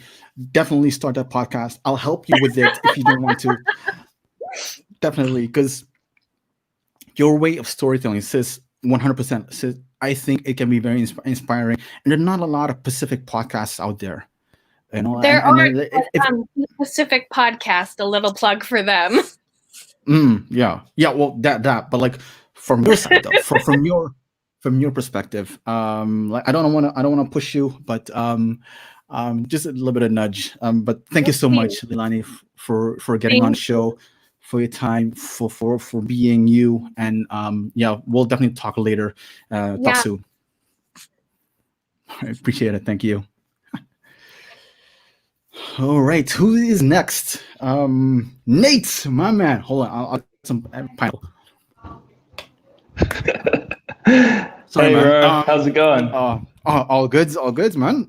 Happy birthday, and also big love to Leilani. Yeah, isn't she awesome? Like her mind, where it goes, speaking with such eloquency. Like I think we as a Pacific region movement should definitely treasure that mindset. Personalities like Leilani, and personalities like yourself, brother, Nate. 100%. I love it when people are so specific, and this is just how people strike me. You know, like when we met in Madrid, like oceans were your thing. That was your niche. Also, you're from PNG, West Papua. Is a very important point, and I think like Brooke is after this. Like she's also like. I think everyone in this whole show is supporting West Papua struggle, and the way that you brought that forward into the COP25 conversation, whereas it's usually climate change, but not about decolonization, not about oppression and everything else. I very much appreciate for your mindset for bringing that forward, and I think that's also why I loved. I think I danced a little bit when you said yes, I'll be on the show. Nate, don't tell it to everyone else. Definitely not to India and the whole crew. Definitely not to the Kia, and because otherwise she'll make me dance again. Nate, where is Indigenous knowledge going right now? I'm sure you have some kind of idea about it. But before you go into that, how did you synthesize that question? How did you deconstruct that question when you first read it or heard it? Yeah, I guess so. Yeah, I mean, there's a couple of things, right, in that, in terms of like, what do we mean by Indigenous knowledge? Is it just simply the things that we know, or is it the kind of ways that we relate to and understand and come to knowledge, right? The kind of systems and processes by which we encounter and engage with the world. And definitely in that kind of respect, I think we're seeing a bit of a revival in terms of, and perhaps I'm biased because, you know, I have Pacific students in my class, and I'm seeing them come through and get really radical and concerned about things and learning about the Anthropocene and stuff like that.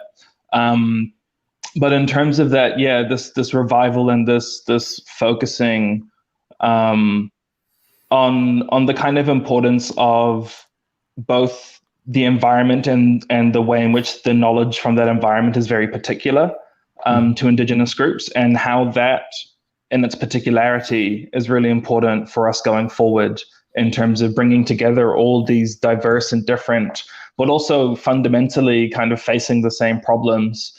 We bring these stories together, and I think that coming together of stories, that sharing the capacity to be in spaces like COP and to hear about the Arctic, where their ice is melting, and that's precisely why the sea levels are rising in our villages and on our beaches and stuff. You know, the interconnectedness of those stories and the capacity to weave them together I think we're definitely seeing a revival, and mediums like this, right, where we can have, a Papuan in New Zealand speaking to Indigenous communities all around the world, just these kind of fascinating conversations that we can have. Nate, also being very conscious that a lot of non-Indigenous people are watching right now or watching afterwards. You started off with what is Indigenous knowledge? What is the difference in your view? Traditional knowledge, Indigenous knowledge. Yeah, so I think, first and foremost is this grounding of relationship, right? Our knowledge comes from our environments. My people have been on our beach for hundreds, if not thousands of years, and have knowledge built in the cycles of that environment. They understand certain things, I was just learning about El Nino last night, just trying to learn how that system works and stuff. And our ancestors, our elders, they already had these kind of implicit knowledges where they could recognize these patterns and these cycles. And I think that pattern recognition, that capacity to understand our environments and how they shift and change, and that relationship to the environment and relationship to people is the foundation of that Indigenous knowledge. And I guess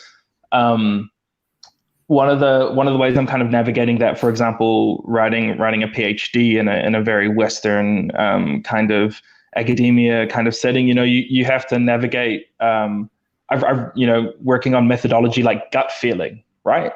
How gut feeling can be part of your methodology and research project, because it's how you gauge whether or not the relationship between you and the person you're engaging with is all good or not. You have this kind of internal gut feeling that helps you navigate that. And so I think,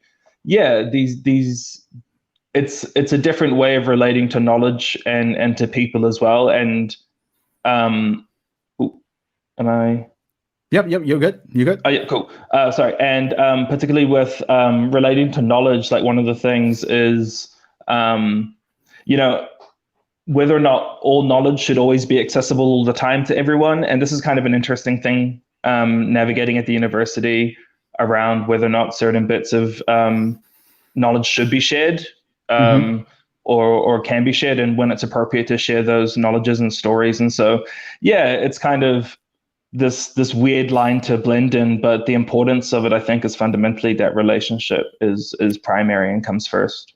Yeah, Nate, something that you really want to talk about, and also a little bit of segue to the next guest, obviously, is you wanted to talk about Indigenous knowledge versus or in connection with engagement from Indigenous youth.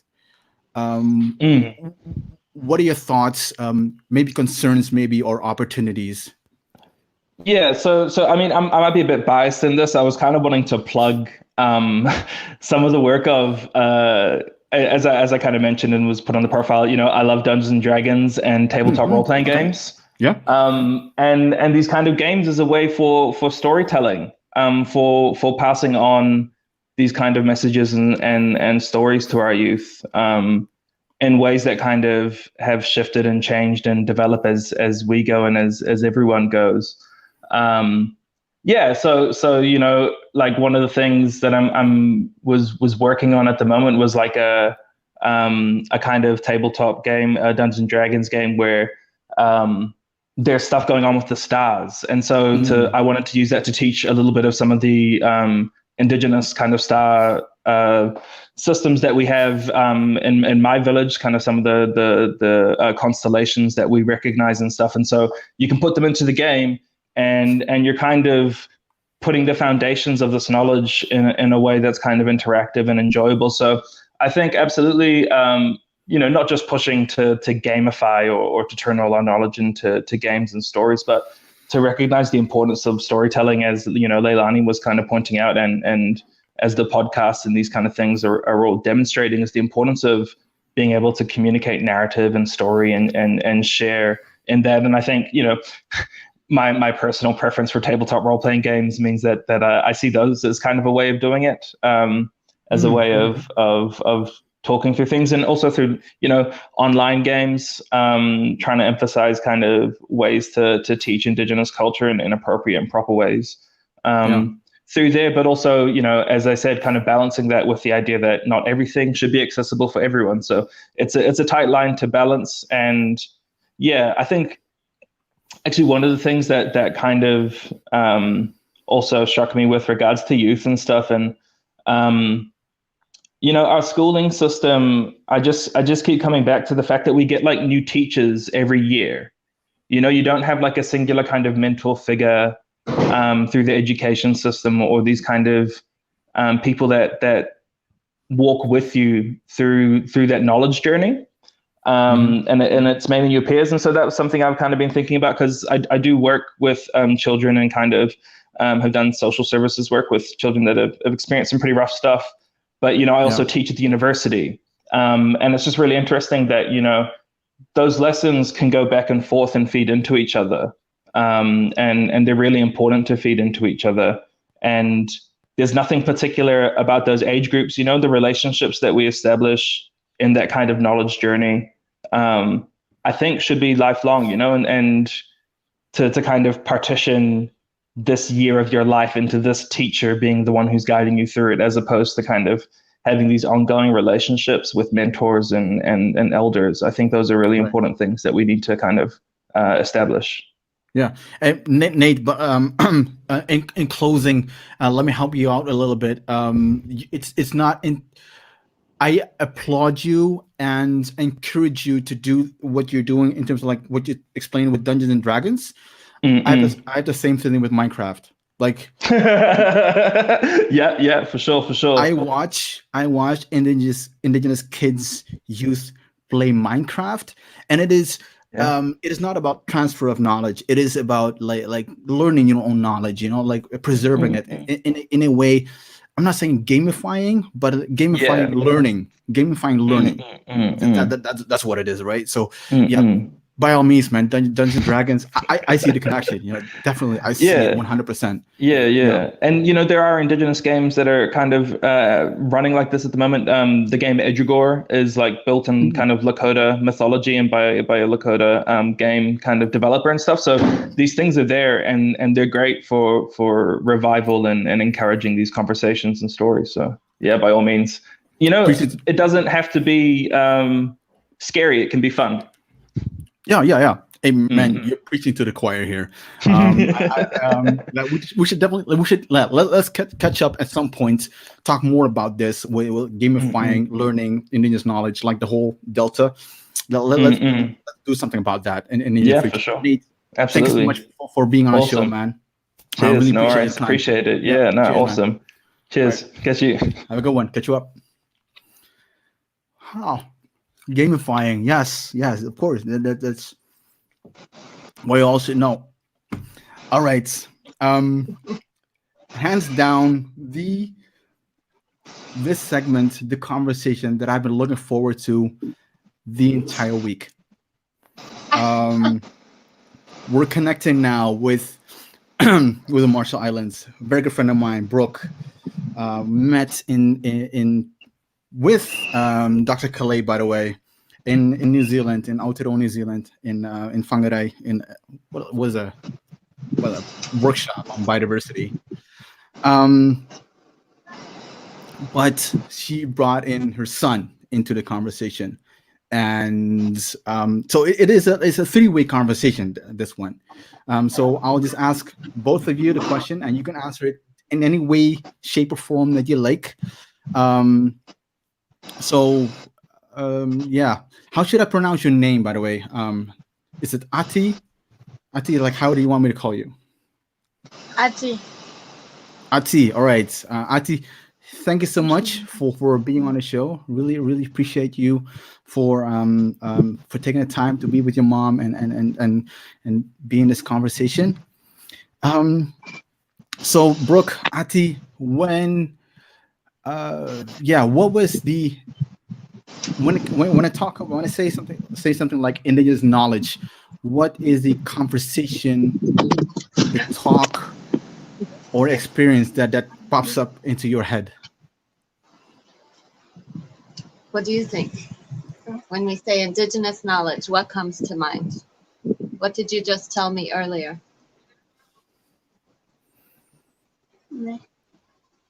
Quaraba. Minimum quiz again. Eh? Minimum quiz. So we were talking earlier, and Ati said minimum quiz, which is genealogy. Genealogy. Okay. So Yeah. not a lot of people understand what genealogy is. So like, what is it? What conversation are you having, Ati, with your cousins, maybe, about your knowledge of being from Marshall Islands?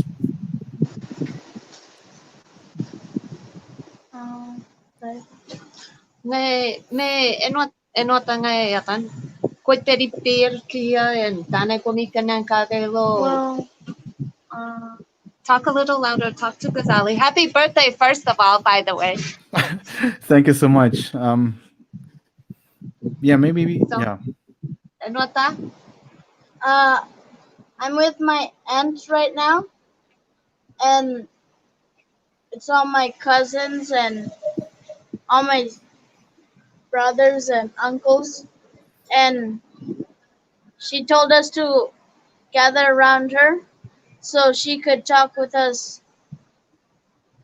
Like we don't know. I don't like we don't know. Is you my brother or? Minimum quiz. So say genealogy. We don't know our genealogy. So she told us to sit down, and she told us, I'm your brother, you're her uncle, and Yeah, so right now, we're getting underway for Christmas. So actually, Ati's been here for about 2 weeks now, and he'll stay with his aunt, she's one of the traditional leaders. She's a female chief. So she takes all the kids and then keeps them with her until after Christmas, so they can all be together and reinforce all of this.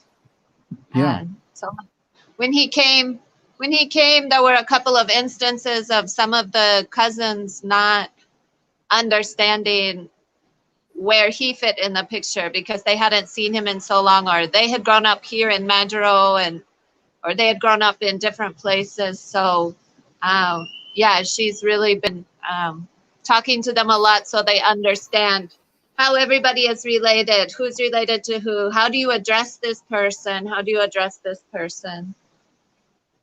which is really good. I miss him, but this is something that I obviously can't give to him. So yeah. You like learning that, Ati? Is it something that you like to learn? yes, because I don't want to my tradition. Sorry, come again. Sorry. I don't want to forget my tradition, so I could pass it on. Okay. Yeah, I need to learn to not talk through when people are talking. So could you please repeat what you just said? Say it again. Parvama. I don't want to forget my tradition, and so I can pass it on. So you can. Oh, that's amazing. We have a hard time finding a quiet place, Ghazali. No. It is me. Like it is this. I don't know, like this strange desire for me to talk, and I should really learn to not to do that. Ati, I'm curious. What would you like to do when you grow up? I want to be a scientist. Wow. Okay. And what kind of scientist? Like any kind of scientist, or what would you like to do? What kind of you like for nuclear? Like a nuclear physicist or something? A nuclear physicist. Wow, that is specific and relevant. Okay, and how did you come up with that? Like, because where I'm from, when the war was here, there was a lot of nuclear bombs detonated here. And so I want to learn, and so I could try to get rid of the nuclear. Right. And so your idea is to get rid of the nuclear. That's beautiful. It's that how old are you, Ati? So that people know. 12. And what is your friends? What they like to become, or what did they like to? What kind of job would they like to have later? Do you know?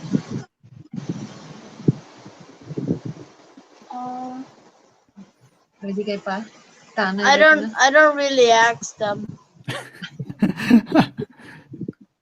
And so you want to so that's what you want to, and what makes you happy? Eva, what makes you happy? Being around my family. And what does your family do that makes you happy? We laugh and we work together. We make jokes together. Mm-hmm. I'm here, my auntie. We're at the church, and we make songs. Because every Christmas we sing songs and dance at the church. Mm-hmm. So we're making up dances, and we call the dances beat. Sorry, what do you call the dance? Beat. Beats. I'm not going to ask you to do it in front of a lot of people that are watching right now. That's not a thing. So what do you like about being? Maybe I should start with that. Do you know what Indigenous what does Indigenous mean to you?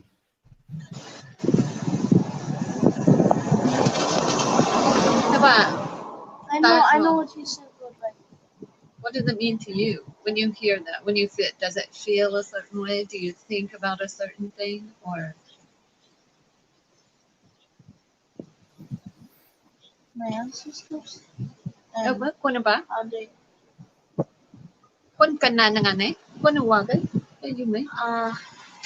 I think about my ancestors and how they suffered and how they did everything indigenously, right? And how did that make you feel when you think about it? Oh, sorry. He just said he thinks about how they made boats and.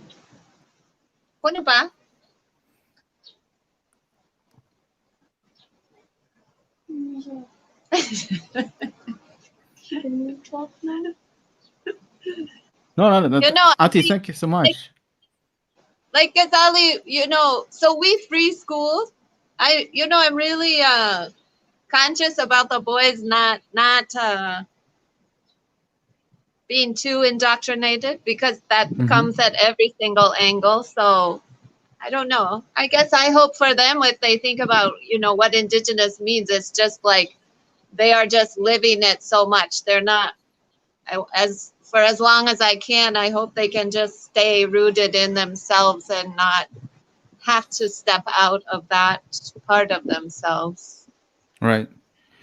Is that a what you're seeing on the Marshall Islands? Is that a bigger challenge, or is it something that's very very and is small local concern?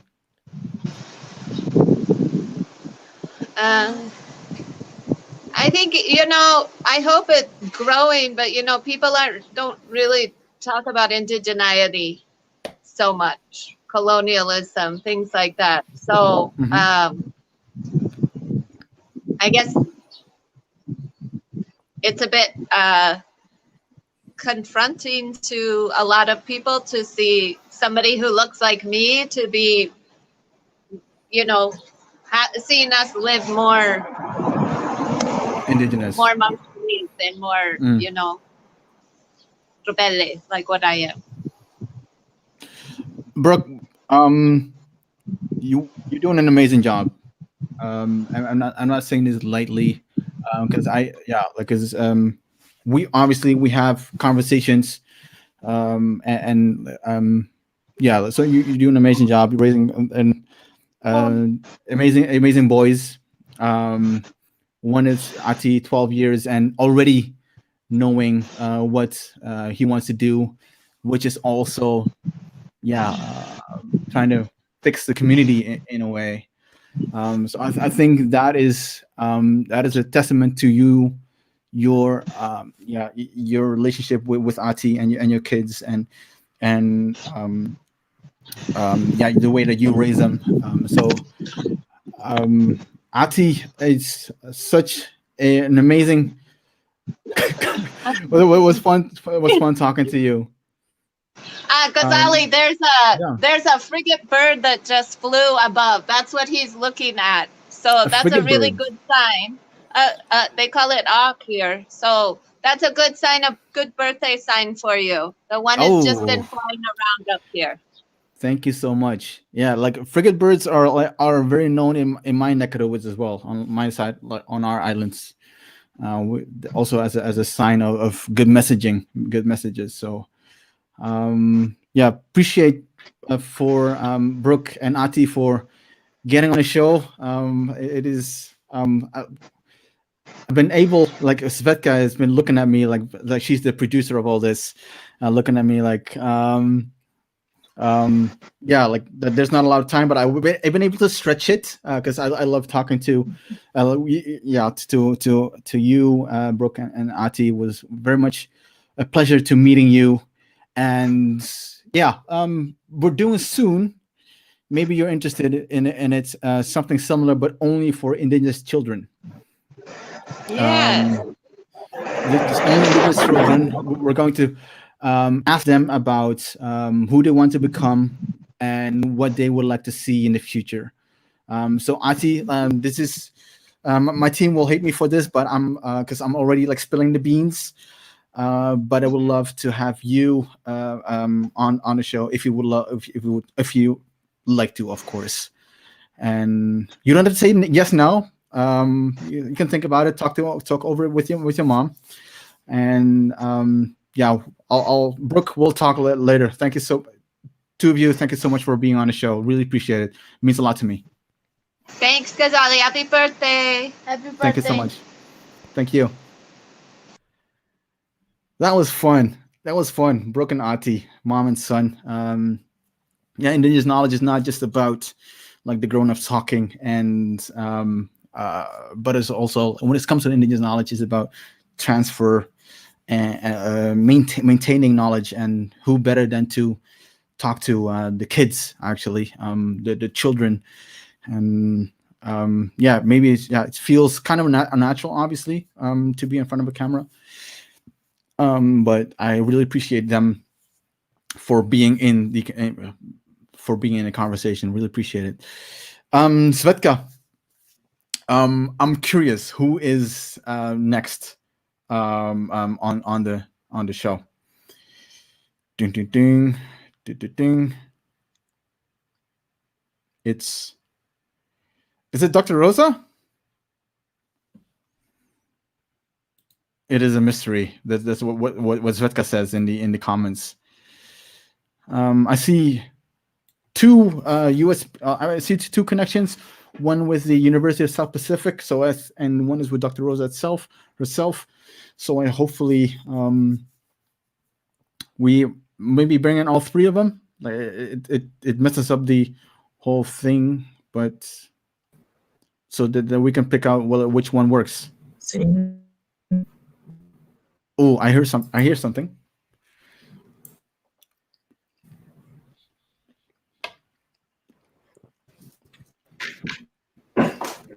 and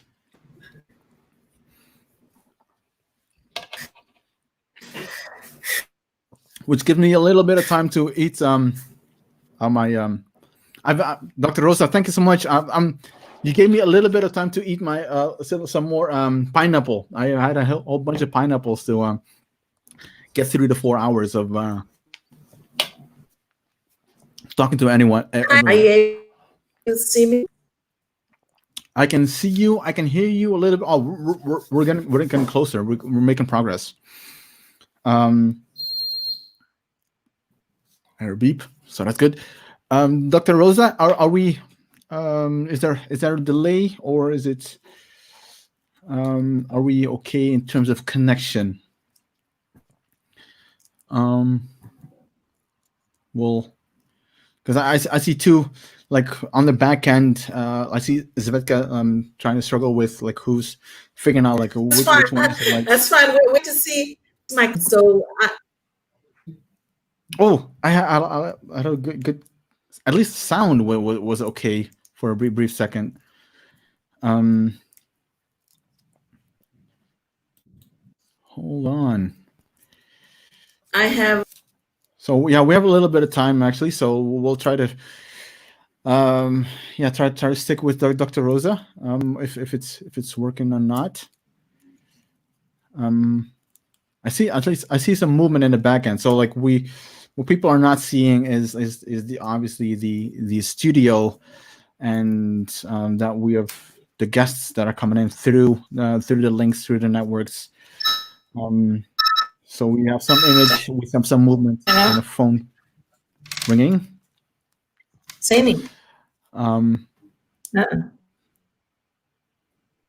But so what's the problem? It is.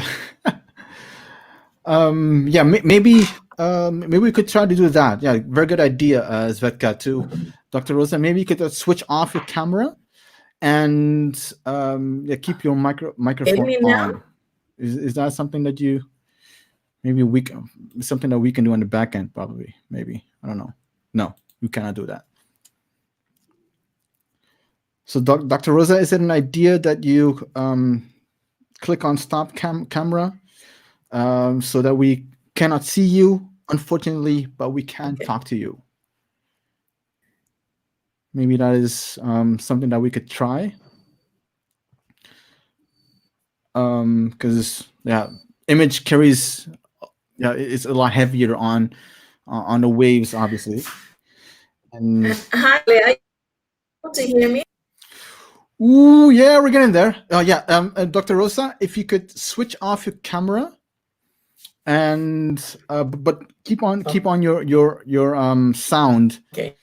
I think that we might not be able to see you, but we can hear you. So we at least we have 50% of half of Dr. Rosa.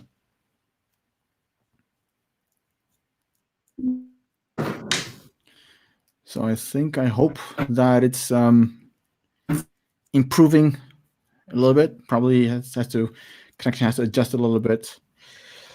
Like Dr. Rosa was supposed to come in at the beginning. So we had some technical difficulties in the beginning as well. So Dr. Rosa has done some work, try to fix Rebecca, I have a meeting. And so Dr. Rosa, maybe it's better to switch off the camera so that we can not see you, but we can hear you. Maybe that's an idea to try out. Okay, camera's off. All right, so let's give this a try without camera but with sound. So Dr. Rosa, if you can hear me, could you say bula?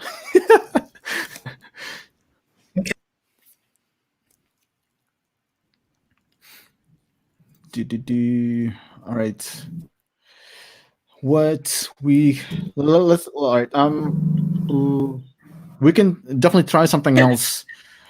I can hear you. Because I I think that is, it's like, I don't know. Mine is okay. Mine is from Tuvalu as well. and then he had a great connection, and then Dr.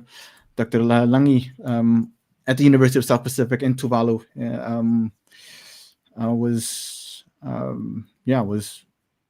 having difficulties. So all right, so I'll let Svetka will do some magic behind the scenes. I'm seeing that she has an idea, so that we can bring Dr. Lange into the conversation. So maybe Dr. Lange, if we let you and Svetka deal with that, then I can move to the next guest respectfully, so that we can and hopefully that you come back when we have connection. So, and I see myself. So, oh, there he is. Dr. Katie, thank you so much for being with us. Hi. Even though it's Svetka, you still have I'm looking at Dr. Katie, but thank you so much. And props, hands off to Svetka for doing all this. And she's doing an amazing job in the back end of everything. Really appreciate it. Dr. Katie, thank you so much for being on the show. You were recommended quite extensively to be on the show. Obviously, Auntie Lilikala and Auntie Kalei as well, and I think also a mutual friend of ours, Adrian Kamali'i, that also suggested that why did you bring her on the show? So by all means, or I don't even know if it was Adrian. I don't know. Anyway, there were so many people. Because we have limited time and I'm rattling off, and that's not the meaning of this whole exercise. Dr. Katie, where is Indigenous knowledge going right now? From the way that you're thinking about it, maybe that's the best question. How did you think about the question before we go into the answer of it? I think about that question related to communities, not just within our islands, but within the globe and Pacifica, and what we learn from each other, the practices, the knowledge, the approaches to all different levels of governance is really important. So that's kind of how I think about that question. And when it Dr. Keloha, sorry, I'm asking you questions of previous guests as well, but any thoughts on, because it's a very hot topic within the Indigenous world, difference, Indigenous knowledge, traditional knowledge. Do you make a difference? Do you make that distinction, or is it similar in your view? Any thoughts on that? Yeah, so I think Adrian had recommended that I follow you. So I started following you, and you had brought up the idea about knowledge of Indigenous peoples versus local knowledge, traditional ecological knowledge, or Indigenous and local knowledge. And so my background is as a botanist, and I do more ethno stuff. So I study the relationships between people and their environment, specifically in School of Plants. But we kind of look at the whole system now. And so, that's kind of, the relationship is really important. So governance is one type of relationship. Ritual and practice is another type of relationship, although they can cross together and be interrelated. Mm-hmm. So, can you repeat the question? I lost the train of thought. No, it was perfect. it is. So between training, in the writing, most of it came from journals, and so but you're operating in the United Nations, and so Lily Kala has encouraged me to go, and so I haven't made that step yet, but I wanted to be more informed about what terminologies are being used in policy at different levels, because everyone uses and likes to be similar to prefer pronouns, but differently. Different Indigenous peoples like to be recognized how they like to be recognized, as should be the case. And so that doesn't always translate into written policy. And so if we're trying to engage different rungs of policy, whether it be United Nations or a county or a state or a nation, being aware of all those different terminologies and who's using them is critical for identifying who you're talking to.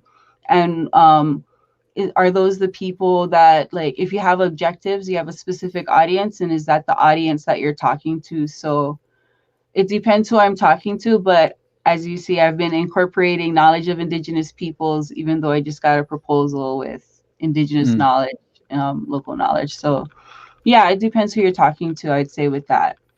Yeah, And your goals. yeah. Very much appreciate you for unpacking that and elaborating more about that, because just so people know is that the why at least I make that distinction between I like to not to use traditional knowledge because it is a term that has been touted by the United Nations, introduced by the United Nations. We did not have any say in it, but we had to use it though.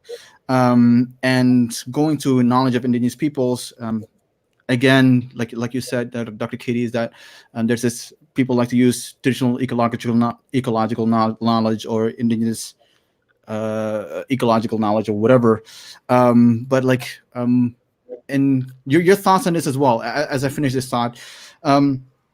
There's this understanding that Indigenous knowledge is with the peoples, like it is with the peoples and not in books, hence why rights there needs to be this rights element. Indigenous peoples is recognized by the United Nations. So any thoughts on Indigenous peoples? Do you agree, disagree that Indigenous peoples of Indigenous knowledge is with the peoples? I think it has to be living, or at least have some form of access. And books are a form of access. Native Hawaiians have a large repository of newspapers and wrote voraciously as soon as the printing press became available in the 1800s, early 1900s. And so we draw a lot of that, a lot of inspiration and filling in the gaps. A famous book is called Fragments of Hawaiian History. And so it's really a lot of those writings, though, that we have are they're formulas. They tell you exactly what to do, but it's also the design of how they teach. It's not just about 1, 2, 3, but about the governance, the ritual, the practice, the connectivity within the communities, not just human, but non-human and elements. So, but to communicate those things must live beyond the pages of a book and must live through practice. And that looks different in these times and are adaptive depending on if you're urban or rural or anywhere in between. Dr. Katie, a question that is asked a lot, and maybe you have some thoughts on it as well. Projects being led by that are non-profit organizations, conservation organizations that want Indigenous peoples to lead the process, lead these projects. Anything that you want them to think about, like in terms of respecting Indigenous people's rights, Indigenous knowledge, et cetera, et cetera. Any thoughts on that? Yeah, so I'm working on a few projects like that right now. And what really is being requested by communities is compensation for expertise, time, and professionalism, just as they're being approached by these agencies and nonprofits. And so for the burden to not be on Indigenous communities wholly to carry these projects from beginning to end, because those resources are limited and the same ones are always tapped out. So there's fatigue and there's burnout a lot of times. And so we're trying to create this narrative of, if you want someone to do something from Indigenous community for that intent, then you should look at them as a contractor. And I know that's sometimes a taboo thing to talk about, is the exchange of money. But we're really talking about experience that has been accumulated over a long period of time, sometimes multi-generations, and practice. And so those things are regenerative if we provide and reflect the value that we say that they have. Oh, quick sidestep. It has a little bit to do with Indigenous knowledge, but I think trying to be as valuable as possible to the people that are watching. Especially, we had a lot of youth watching and children as well. For example, just now we had an amazing kid, a 12-year-old from Marshall Islands. Anything that, in terms of personal experience,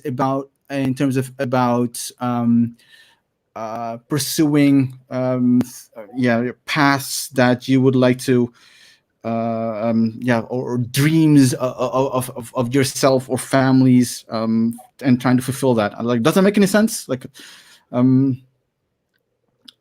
like achieving goals. I think that's what it is. Like how to achieve goals. Yeah, because you had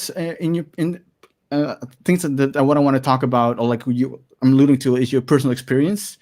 Is that like your postdoctoral and you're a doctor now, but it has not come like and been thrown into your lap, obviously. Oh yeah. So can you talk a little bit more about that, as it is something that is very relevant to Indigenous youth, particularly right now? Yeah, so I would say the biggest takeaway is in Hawaii we say like follow your na'au, or follow your gut feeling, your intuition, and I really believe that's how I got here. I just followed this path that felt good. It wasn't always easy. It wasn't always kind, but I believed in, and I had an intention of what I was holding through that time, which essentially broke down to healing my mother, who passed away 10 years ago during my first year in my doctoral practice or training. So you can imagine that's devastating. And so finding myself again. But in order to achieve that, it's not just you get into school and you get out. There's all these little what do you call it? Rites of passage, I'll go with calling them. Just as at home, there's different rites of passage when you grow up. And so if you focus on those rites of passage one at a time, instead of looking at the whole thing, then it becomes more attainable, and you can focus your energy on what you really want to do. And if it doesn't work out, then you can pivot. I found out a lot of things that I didn't like doing throughout this journey. And so that's kind of how I got to where I am now. Very fortunate to work with Native Hawaiian communities and trying or having them lead nonprofits and agencies in a team, and have the agencies respond to them as they would a normal contractor. So I'm growing the expectations of these agencies and nonprofits to come with a budget, come with recommendations, provide a step-by-step of how this project's going to get done and who's going to monitor it. Because though the community is the overseer, there's a sensibility of living there, especially in drought conditions. But then there's also the recognition of people having professional backgrounds and experiences and utilizing them to benefit the local community. So step by step, and volunteer is probably the biggest thing that has helped me out, and doing things because I want to, and people recognizing that and asking me to do things like come on here and stuff like that. Appreciate you. Mahalo for your time, Dr. Katie. Also, I just want to put it out right now. I'm doing also a longer form podcast, like 60 minutes, because we can talk more about this, because I know that there's a lot more about like drought knowledge, Indigenous peoples, Native Hawaiians, mindset, and everything else that you talk about. Obviously, we only have 10 minutes. I already been a little bit into overtime, so appreciate you for your time. Aloha to everyone here, Ohana and everyone else. Appreciate you for being coming on the show. Happy birthday! Thank you so much. Appreciate it. Thank you. Have a good. Mahalo. All right, so that was how are you doing? Sorry you had to wait because we had to do something, some things behind the scenes, but appreciate you for getting on the show. Really you were the first, one of the first ones actually, like to jump on a chance. Like, all right, let's do this. So appreciate you for doing that. Just yeah, question that is asked to everyone, and including yourself. How did you synthesize that question? Where is indigenous knowledge right now? And any thoughts that you can share? Ghazali, thank you for having me. I'm just to land. I'm here in Boon Wurrung country on the lands of the Kulin Nations in South Melbourne, Australia. And the question, where is Indigenous knowledge now? I think, you know, where is the world heading now? We need to follow different pathways. And so respecting Indigenous knowledge and listening to Indigenous peoples is really the only way we're going to find a pathway through to our future. So that's where I see it now as being critical to the future of life on this amazing planet. And where is and this is where do you like to see it going? Like it's easy, virtually easy to talk about where it is right now, but it's much more important, obviously, to talk about where Indigenous knowledge should be going, particularly in a Pacific context. Any thoughts on that? When I think about it, I think really, you know, Indigenous voices should be being listened to. And I was listening to Katie talk about, you know, just respecting Indigenous peoples as practitioners with knowledge that's equal to Western science, and beyond. You know, people should be paid as specialists for their expertise and their knowledge, and that knowledge should be recognised as equal or greater to than just a Western science approach to how we start to work on or fix some of the problems that exist. And a great example of that from Australia is cultural fire. And what we've seen across Northern Australia is 10 years ago, Aboriginal people weren't allowed to practice their burning. And there was massive, you know, we saw across Southern Australia, these huge wildfires over summer. And what's happened across the north, where there's more Indigenous owned lands and where Aboriginal people have been able to get back out and re-practice their cultural fire, is a 50% reduction in wildfire. And at the beginning of that reintroduction, there was a big pushback from the states and the agencies saying, well, Indigenous people don't know, you know, they're just getting out there and lighting up country and there's no regulations or practices.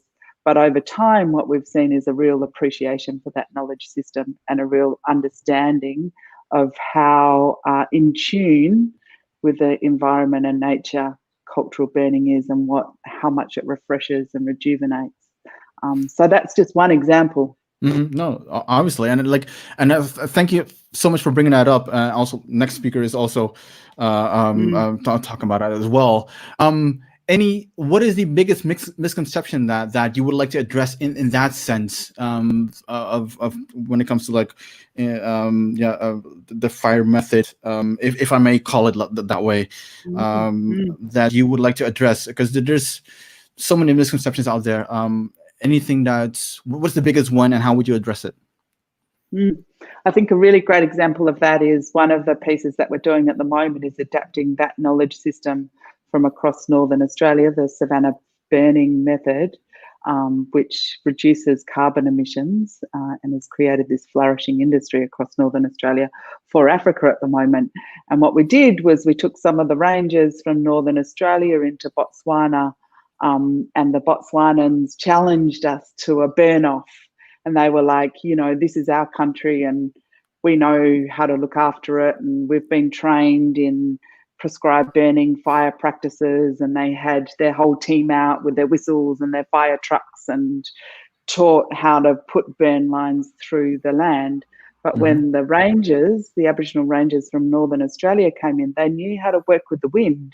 And they knew how to put fire in so that it would come together and then burn very gently.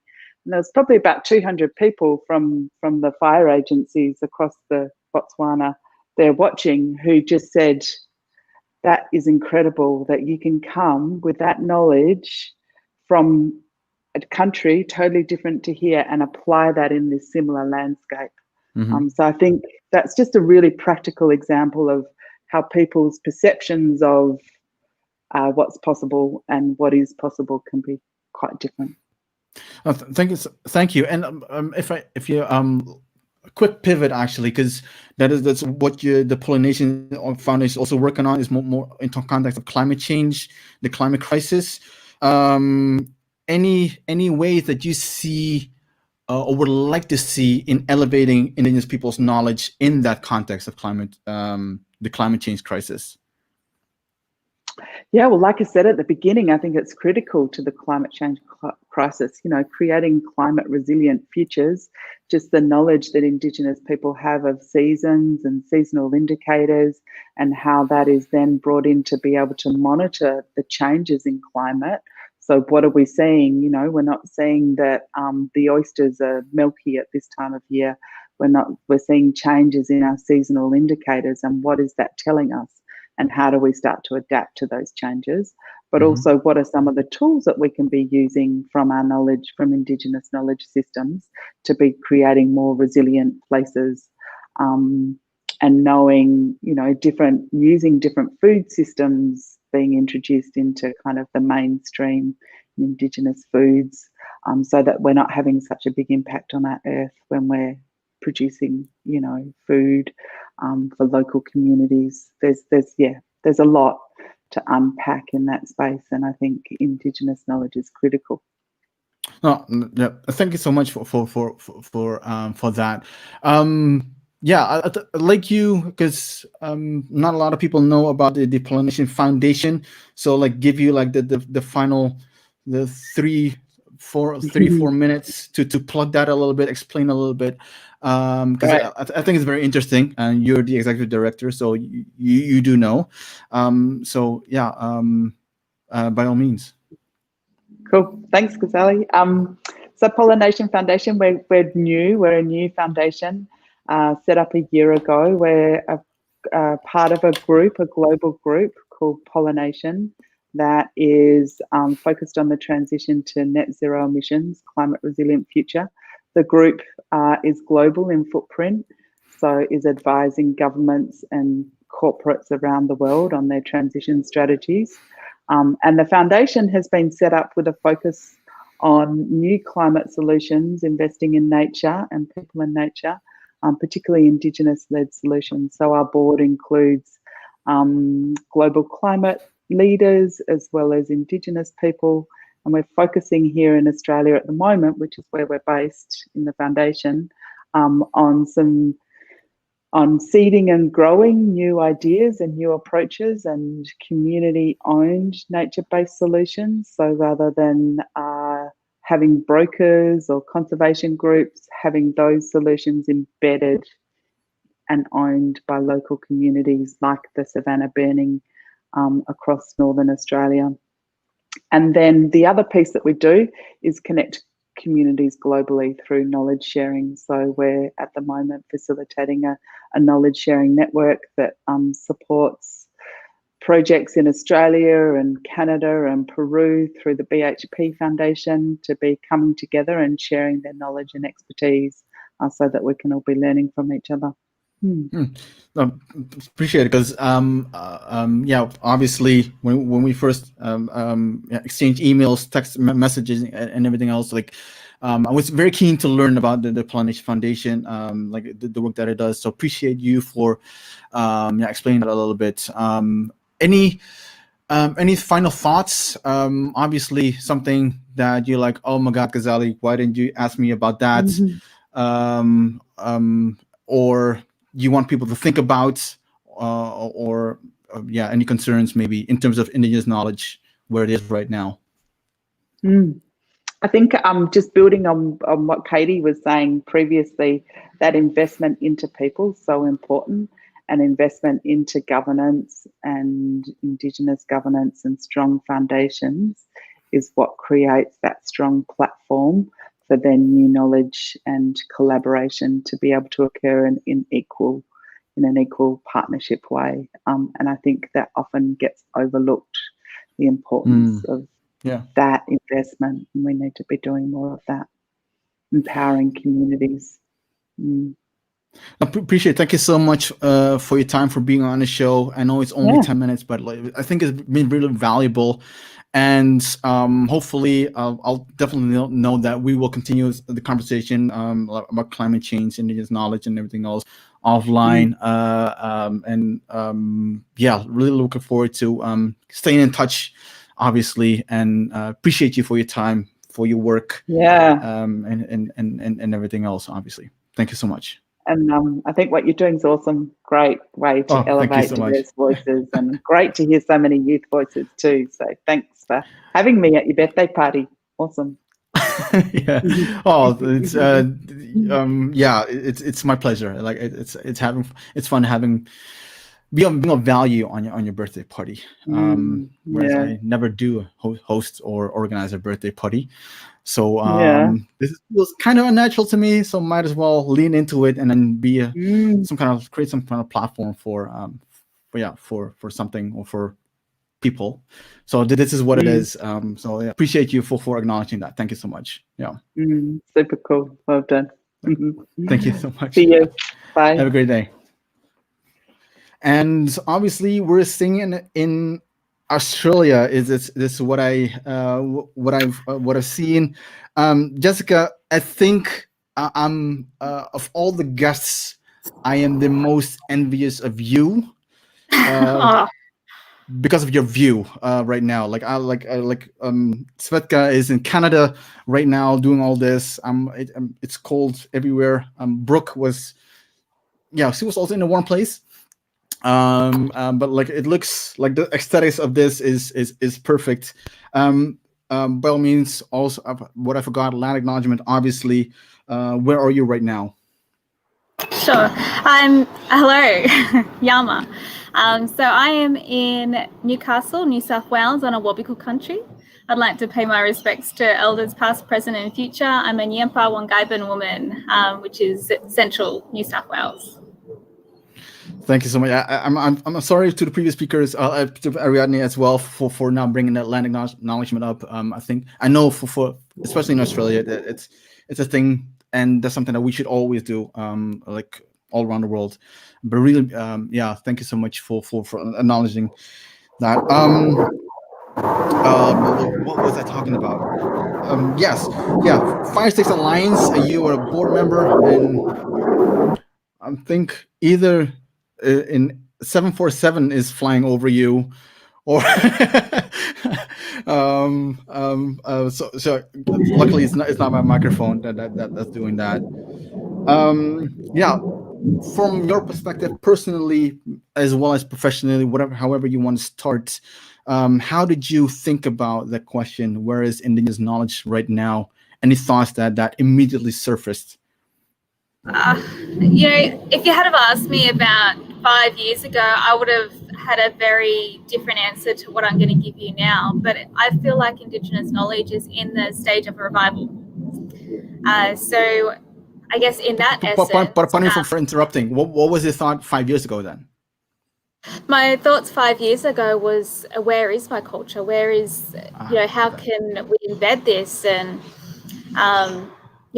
where's the respect and reciprocity for shared knowledge systems? Thank you. Sorry for interrupting. Go ahead.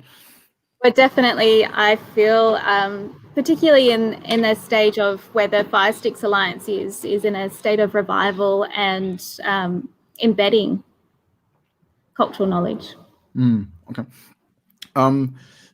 In your experience, when you go into a conversation about indigenous knowledge, do you, for example, with what's the difference between having a conversation with indigenous peoples and non-indigenous peoples? What's the difference that you're experiencing? So I'm experiencing from MOB, so from indigenous peoples, their essence of revival. I'm experiencing they're being supported to revive their knowledge within country and practice that knowledge. So cultural fire particularly brings out a sense of knowing, being, and participating practicing your cultural knowledge about a certain vegetation type so that you can apply that cultural knowledge and respect that it needs. I think it's, from a non-Indigenous perspective, there's wonder and there's trust building that's in a stage of this revival that's allowing these practices to be embedded in our ecosystems. In terms of you've been, is it safe to say that you've been not only for a very long time with the 5-6 Alliance, but you saw it grow just from for a very long board members since it was created. How, take us through that development actually in terms of that alliance, how it's how it grew, I would say. So it grew from like-mindedness, but my journey began with when I was 19 years old, working with one of the uncles, Uncle Rod Mason, in the Snowy Mountains, who was one of only 5 Indigenous people that lived in the Ngarigo country in the snowy parts of Australia, New South Wales. And he was trying really hard within national parks to get them to apply a cultural fire. But there was no policies and procedures to allow for that cultural fire to take place. Over the next couple of years, there was a transition where policies were created to allow for cultural burning within state government programs such as National Parks and Wildlife and other respective land holdings.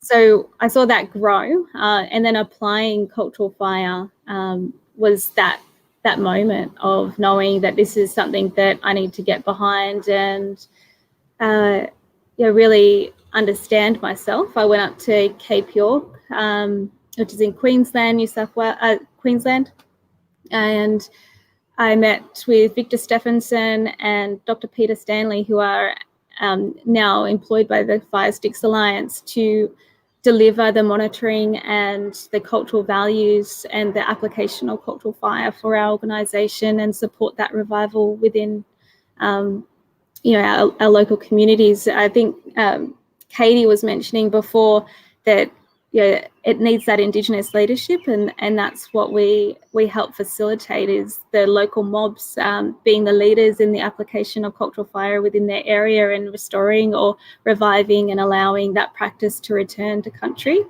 And the Fire Sticks Alliance itself was created in 2016, and it was on the back of a National Indigenous Fire Workshop that we were holding in Cape York, and the Fire Sticks Alliance was created to allow for bigger and more intimate ways of transferring cultural Indigenous knowledge and allowing workshops to happen at a regional, local and national level. Jessica, also a question that comes into my mind as well is beginning of the year, obviously the forest fires occurred. What was the response of 5-6 Alliance and how did the response I'm interested in, and in terms of and how did that relate to what was Indigenous knowledge, the use of Indigenous knowledge in that response? It was the first time that we were really engaged to be on a platform that large, the bushfires. So that allowed us to have our voice. Last year during November, December, January, we were constantly being engaged to really talk about what cultural burning is, how it can be embedded into best practice and allowing Indigenous leadership. I think Victor Stephenson talks in his book Fire Country about having everyone on the bus rather than just having someone in the driver's seat and leaving other people behind. Everyone's the bus in that bus, and we're reapplying this cultural practice back in country based on vegetation types and law systems that have been embedded within our country here in Australia, all the way from the tip to the tail down in Tassie. Australia was formed on cultural fire, and that's the biggest message I think that people started to realise, was that Australia for thousands and thousands of years was that it was built with fire in a cool, calm way. It wasn't feared, and people were experiencing a lot of fear during those bushfires last year, and this allowed for a lot of transition into that process of hope and understanding of these cultural practices. Thank you so much for outlining that, because that's not what a lot of people watch the news, obviously, but they don't know like how the response of Indigenous peoples, and particularly the Fire Stick Alliance as well. For anything in terms of final thoughts, and I know there's a lot more that we could touch upon, but obviously Svetka only allows me 10 minutes in total. So anything that I forgot to ask you, or you really want to highlight or to talk about? Yeah, I think just re-mentioning that the pathways to design for the revival of cultural practices, is allowing that from a local level, and having that support, practicing that knowledge in country. I know that there's a lot of mobs and Indigenous people around the world who have, from that colonization experience, not been allowed to practice their cultural ways of maintaining country for the ecosystems, for gathering, for food, for so many reasons, for that connection, and it's valued. I think that this transition that we're in to revival has allowed for those voices to be heard in a lot of ways, and for trust building, that's the platform for where Indigenous knowledge is going now. I think observing, I think I mentioned in the little survey that you sent through that observing, connection, understanding, silent knowing, and the progress of reciprocity to mob. I think it was also mentioned there by Katie, and the last lady that was on, there's that sense of reciprocity that needs to happen for Indigenous knowledge, and just understanding what reciprocity can come in lots of different forms, and that knowledge is valued through reciprocity as well. Yeah, I think I'll probably finish on that and say happy birthday to you. Thank you so much for inviting me on here to talk about the projects that we have. No, thank you, and I apologize. I had actually, like, I'm looking at my notes right now that I really want to talk to you about pathways and design and reciprocity. So I apologize for not not coming to that towards that sooner, because in a something like reciprocity, it is very much talked about, but not really. Yeah. In a way where it should be talked about, actually, when it comes to, especially when it comes to Indigenous knowledge. And I think there's a book, I can't remember the author, As We Have Always Done, and it talks about when it comes to Indigenous knowledge, respect, reciprocity, consent, empathy. All these things are so important when it comes to Indigenous knowledge and understanding Indigenous knowledge. If you want to understand Indigenous knowledge, you need to deploy reciprocity and empathy, consent, and respect. So thank you so much for, so thank you so much. Like, let's talk at a different time, whereas we don't have to like spend only 10 minutes, but like more in depth about all this, because there's now like 5, 10, 12 questions more that are coming up in my head. I apologize for that. So thank you so much for your time, Jessica, and really appreciate you for doing what you do, the work that you do, and being on the show, obviously. And hopefully you have a great day as well. Continuation of your day, and the view, like it's amazing. Thank you. Yeah, it's quite beautiful here. I hope you heard some birds in the background too. There's some magical birds here. Yeah, apart from the Boeing. So, yeah. Yeah, Thank you. yeah. No. All right. All right. That was Jessica, and now like we're supposed to be as some other like have some other guests on at this point. I do not see other people that was there was we had a if you look if you're part of the community, you have received several emails which includes the meaning why I am doing this, the How to Indigenous Now Pacific Edition, bringing in people from all demographics in the Pacific, Indigenous, non-Indigenous, youth, elders, children, academics, students, just to have them all have a chat for 10 minutes, talk about one singular question: where is Indigenous knowledge going right now? And the idea is actually to give you a Reader's Digest version of where Indigenous knowledge is according to these people. This whole thing is not meant to be how would I say, like a bookwork or authoritative thing, but it is it is. These are conversation starters. Speaking of conversation starters, we now have Brandon Maka'ava going back to the nation of Hawaii. Brandon is Deputy Head of State, and you probably know Brandon, if not from the Permanent Forum, but also from one of the episodes of Hawaii Five-0, where he is, where like Nation of Hawaii has been as like probably one of the few Indigenous nations around the world that has been in at least several feature TV shows and films as well. I think Aloha was one where obviously Head of State Dennis Bumpy Kanahele played a formidable role, and as well as I can't remember season and episode of Hawaii Five-0.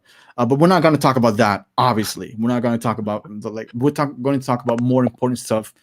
Brandon, I want to pick your brain because I think when I pick your brain, we'll get to mindsets. We get to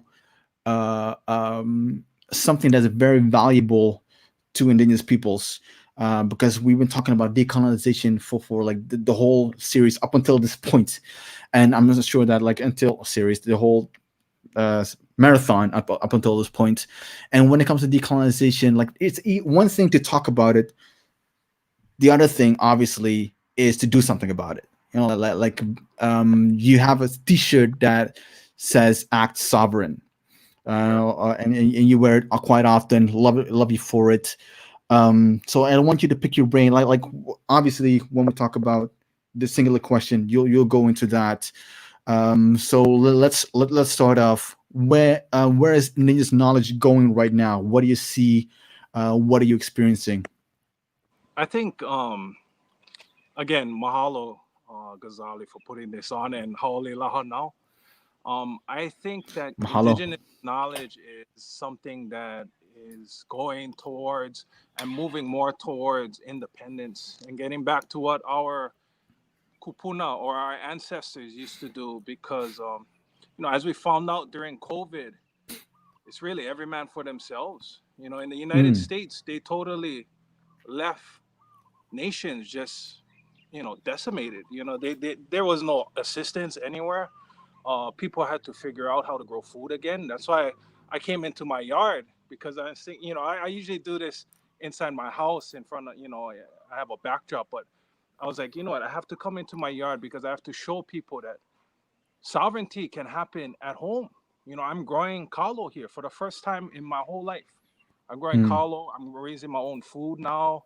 And so this act of sovereignty and exercising your independence has to start at home. And it's not something that we need to go to school for. We need to just look into our history as a people. We need to look into our culture, because the one thing that Francis Boyle, international attorney that has represented us for a long time, over 20 something years, he was also the helper of having the Palestinian people get their own country. But he told my uncle a long time ago that, Bumpy, what you guys have, which they cannot take away from you, is you guys are still on your land and you are still here. And so, because we are here in the place that we used to thrive, we can thrive again. We don't need Western systems. We need to look into the past and figure out, how did the Hawaiian people support over 1 million people in Hawaii at its peak without any homelessness, without any drug issues, without any starvation? You never heard of Hawaiians getting wiped out by hurricanes because we knew nature, we knew our surroundings. And so for indigenous knowledge, it's key for survival, not just for Hawaiians, but for all indigenous peoples. And because most of the world has been colonized and most of the world has moved into this, technology and westernization, they've forgotten who they are as indigenous peoples as well. And so they're dependent on a system that is really fragile. And COVID has shown that. Yeah. Brandon, for indigenous peoples that feel that they've forgotten the ways of their elders, of their ancestors, and this is obviously very contextual, any ideas or experiences maybe that you can share of trying to find that path back, of learning how their ancestors lived pre-contact, pre-colonization. Right. Well, for Hawaiians, it's kind of there were stages, right? That there were revitalizations first in the early 70s. Hokulea helped us revitalize our culture again. Moving towards the 80s and the 90s, when my uncle Bumpy was in the forefront of the sovereignty movement, we learned about our political history. So it's just digging back into your past, and and for Hawaiians, it's a little easier. But what, for other indigenous peoples, before, I always tell this to Hawaiians that they want to jump straight into sovereignty and just go head first into, this is the fake state, and start challenging and everything.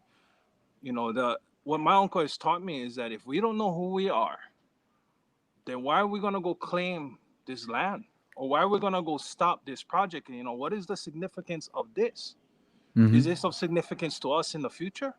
How did our ancestors utilize these lands in a better way? Because if we don't know that, then when it's time for us to take over, and we don't know how to do it before, we're going to do it exactly how our colonizers did it. And we're going to ruin it. And so there is no independence without us understanding who we are first. So I would suggest to indigenous peoples, you guys have to look from within. Don't look at all these other things. Don't look at the political things. Don't look at all these other stuff. Look within your own ohana first. Find out what kind of connections that your ohana and traditions that your ohana kept going through the years, and learn those things first. It's right around you. Yeah. It's such an easy, no, it's a simple concept, but it's like as in like going back. That's what you talk about, right? Going back to the future. It's a simple concept, but it's people overthink it. No, sorry, that's assumption. Do you think that people are overthinking it, or why is it that why are not people doing it? I think exactly what you just said right there. People are overthinking it. People think that sovereignty and independence, I'm just speaking from Hawaii's perspective. They think it's an international thing. They think it's about laws and politics. And as you know, when you go to the United Nations, it's just a forum. It's just a meeting place. You have more significance on our land than we have over there. Over there is for something else. Not that that's not important, but what you do here is incredibly important. And that's why, stuff like social media, that's why we do shows, we do movies and all that, just to get ourselves out there, to show our people that, this is just Hawaiians that found themselves. I'm speaking about my uncle and the nation of Hawaii, that found themselves and just push forward. Mm. You know, and it took a lot for them to do that back then. But now today, with technology, with social media, with our allies that we've created, you know, before my uncle was doing this all by himself with his ohana and just the Hawaiians here on island. Now we have connections all over the world that we can leverage. You know, we have relationships we can leverage. But until we know who we are, you know, it's never gonna amount to anything. So yeah, people are getting way too down the line with speaking about the political side of things. Is independence is not just about political independence. You have to have food sovereignty too. You have to have economic sovereignty. You have to understand how countries work. So before that, you got to clean your own house. You know, we have big aspirations for ourselves because what America took from us was a huge thing. They took away our nation. Yeah. If they was to hand over everything back to us today, I don't know if we're ready to take on that responsibility. But for us, what we've been doing since we've learned that history and since we understand that, instead of keep digging into that and keep finding more injustices and more things that they done during the overthrow, we focus strictly on the future. Okay, what if everything shut down today? How will we get our own internet? How will we create our own economy? How will we create all these things? And because we have a land base, because we have Pu'uhonua Waimanalo, that's the template for us. You know, we're not just talking about it. Too much professors out there, they talk about sovereignty, they talk about independence. You have to put it to action, and we have to test pilot these things, especially now today. Everybody's getting a crash course in independence today because of COVID, because of the situation. So I'm excited. You know, me, I'm always fired up to talk to you about this kind of stuff because I know that, you know, these things, these these goals that we have, these aspirations that we have for our people can be achieved. And you know, it's only a matter of time. And Yeah. but we'd like to share that knowledge, like how you sharing that knowledge with everybody out there.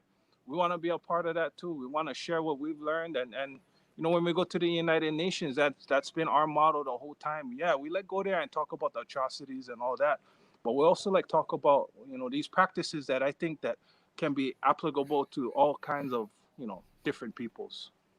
It's Brandon, you touch a very important point. When indigenous peoples go to the United Nations, Nation of Hawaii is one of the very few organizations, if not like it's like a handful, that talk about solutions.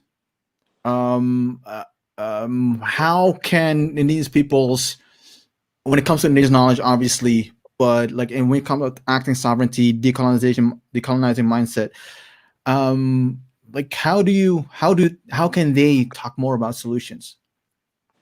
I think it's like how you said, you know, it's the action part, it's the implementation part. It's I think a lot of times indigenous peoples, we always reactionary because there's always a crisis going on somewhere, and that's the only time we come out in this mass, right? And Hawaiians is guilty of that as well. You know, Mauna Kea and all that. You know, we come out for those kinds of things, but you know, when Mauna Kea, when TMT is not there, everybody went back home, and so it's not happening every day.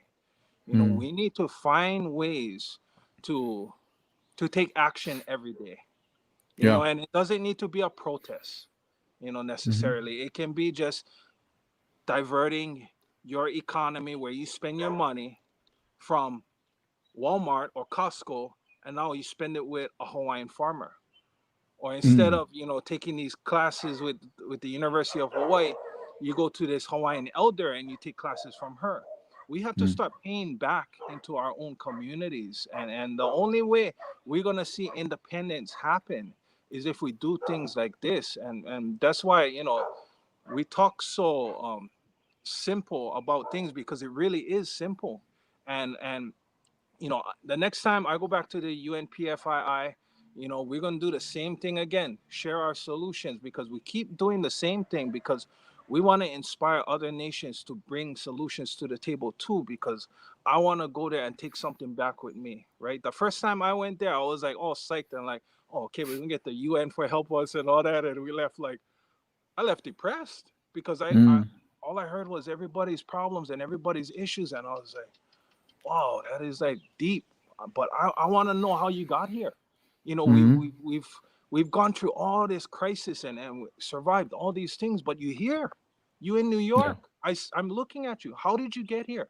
How do you get electricity? Where do you live? How do you guys build your houses? I want to know all those things. And so we do that, and we go to the United Nations with that kind of mindset because we want to pull that out of our peoples, and we want them to share solutions, because I would love to take some of these solutions home to our people and show them there are different examples out there. It's not just us, Nation of Hawaii, over here doing it. You get people all over the world doing these independent things. Brandon, unfortunately we're out of time, but thank you, mahalo nui for being with us, for sharing your thoughts, ideas, and mindset. Actually, I think that's more importantly your mindset.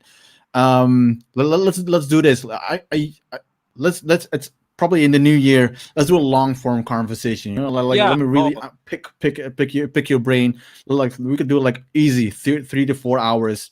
To talk about do like a Joe Rogan style, do that kind of conversation.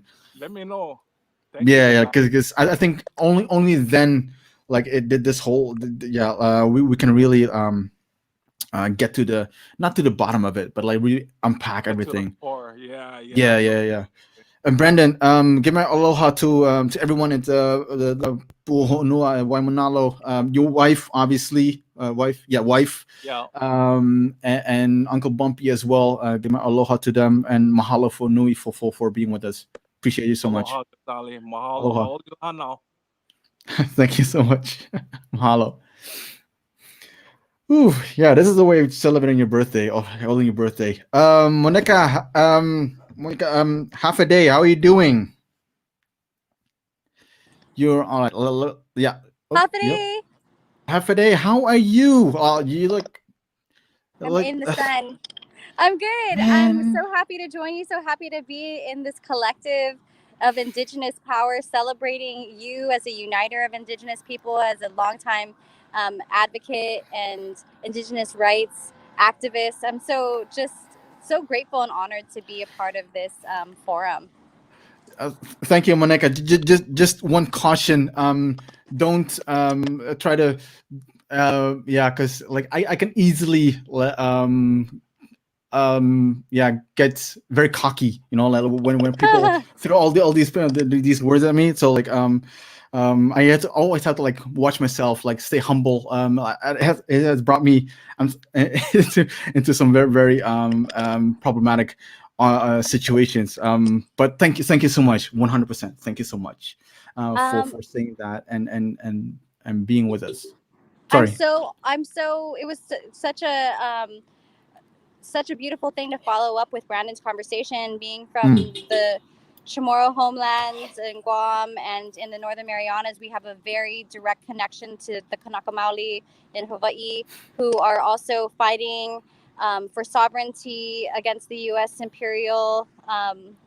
their imperial machine, and especially in the face of militarization. We share a lot of common struggles, and hearing from him and all the beautiful things that the Hawaiian nation is doing definitely empowers me and uplifts my hopes for a demilitarized and a decolonized Pacific, especially those who are affiliated with the United States. To the people that do not know, I think thank you so much for highlighting that. For the people that do not know, the current state of militarization in Guam and in that region, because I think give a little that's update and overview. Yeah. Mm-hmm. Sure. So Guam and the Northern Mariana Islands have been U.S. territories. Guam has been a U.S. territory since 1898, and then the Commonwealth of the Northern Marianas was a trust territory after World War II.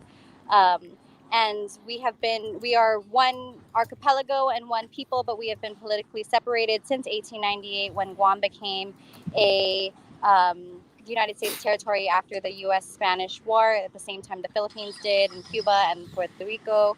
And the Chamorro people were the first people in the Pacific to have contact with Europeans.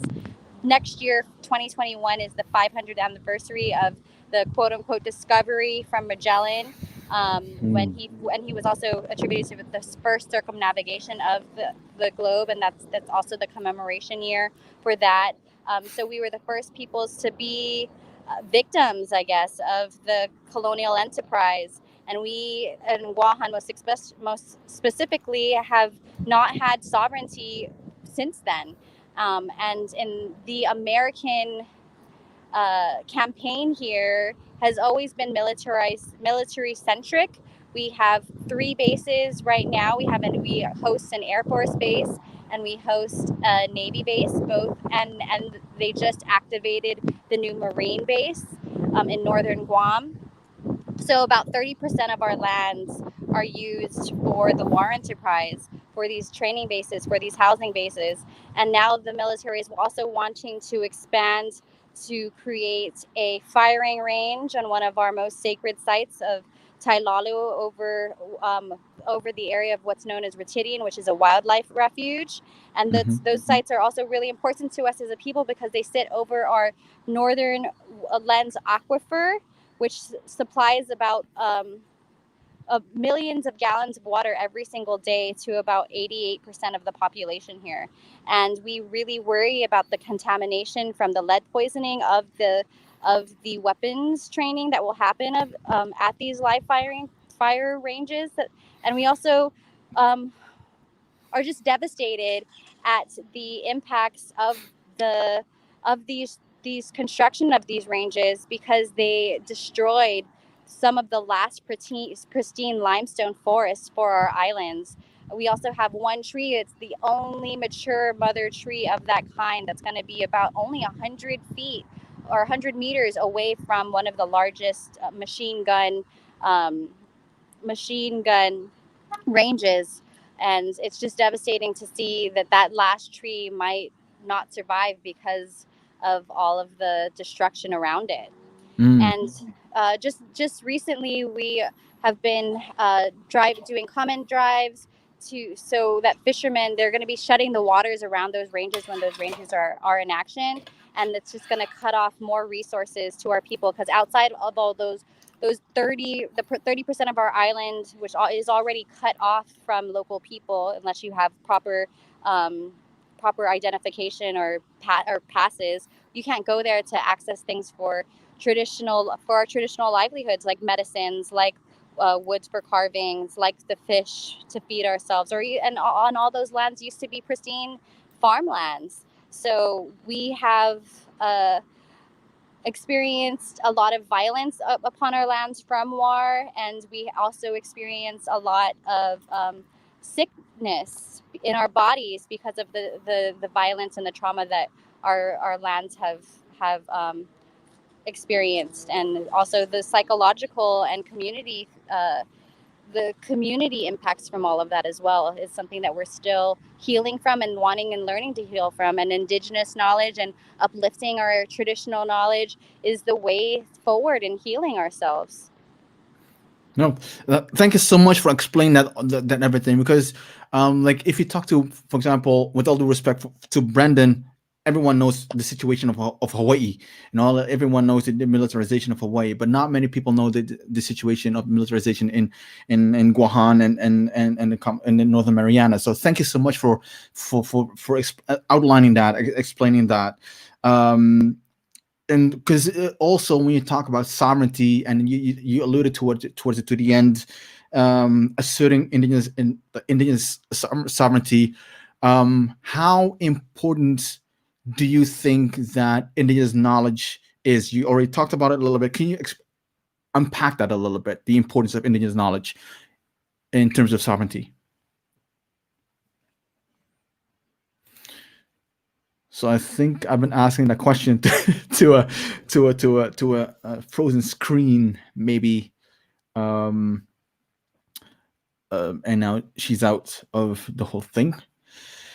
Oh, okay. So I'll have to do a quick monologue again.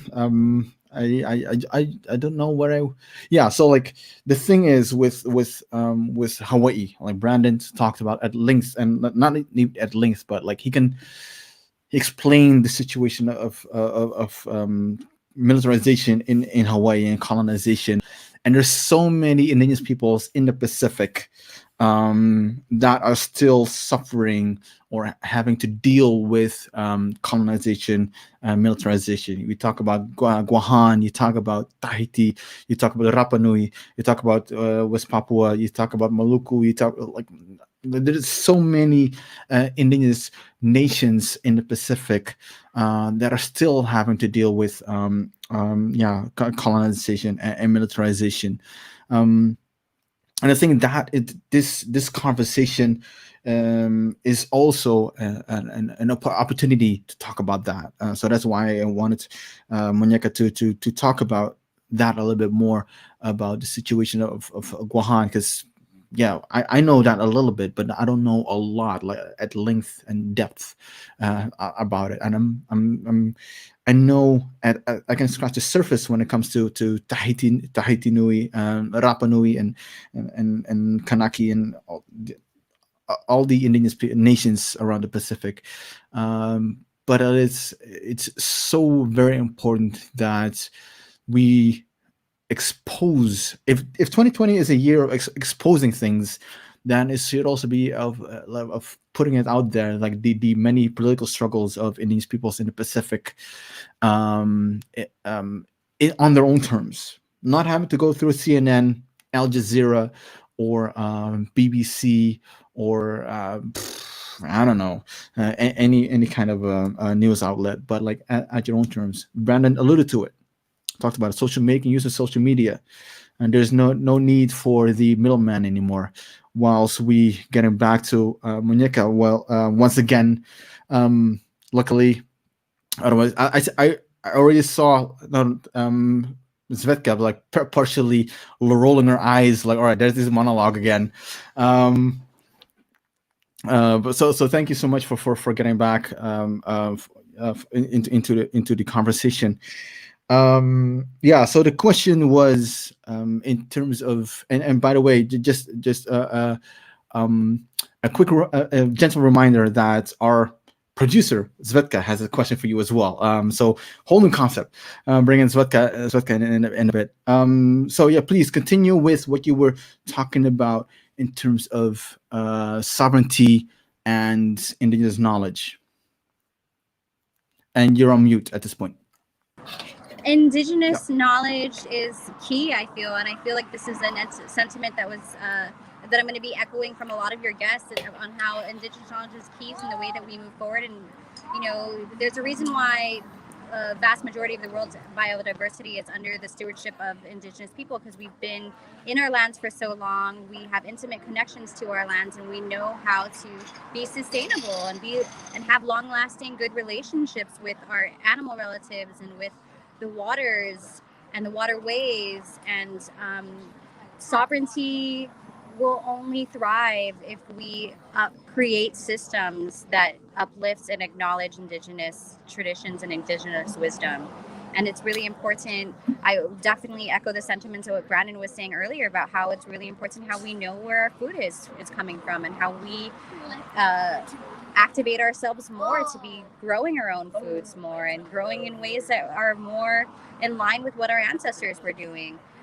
And following the moon cycles and following different protocols and rituals around that support that. And it's such a beautiful thing when we do that. And I hope to be doing that more personally over the next year.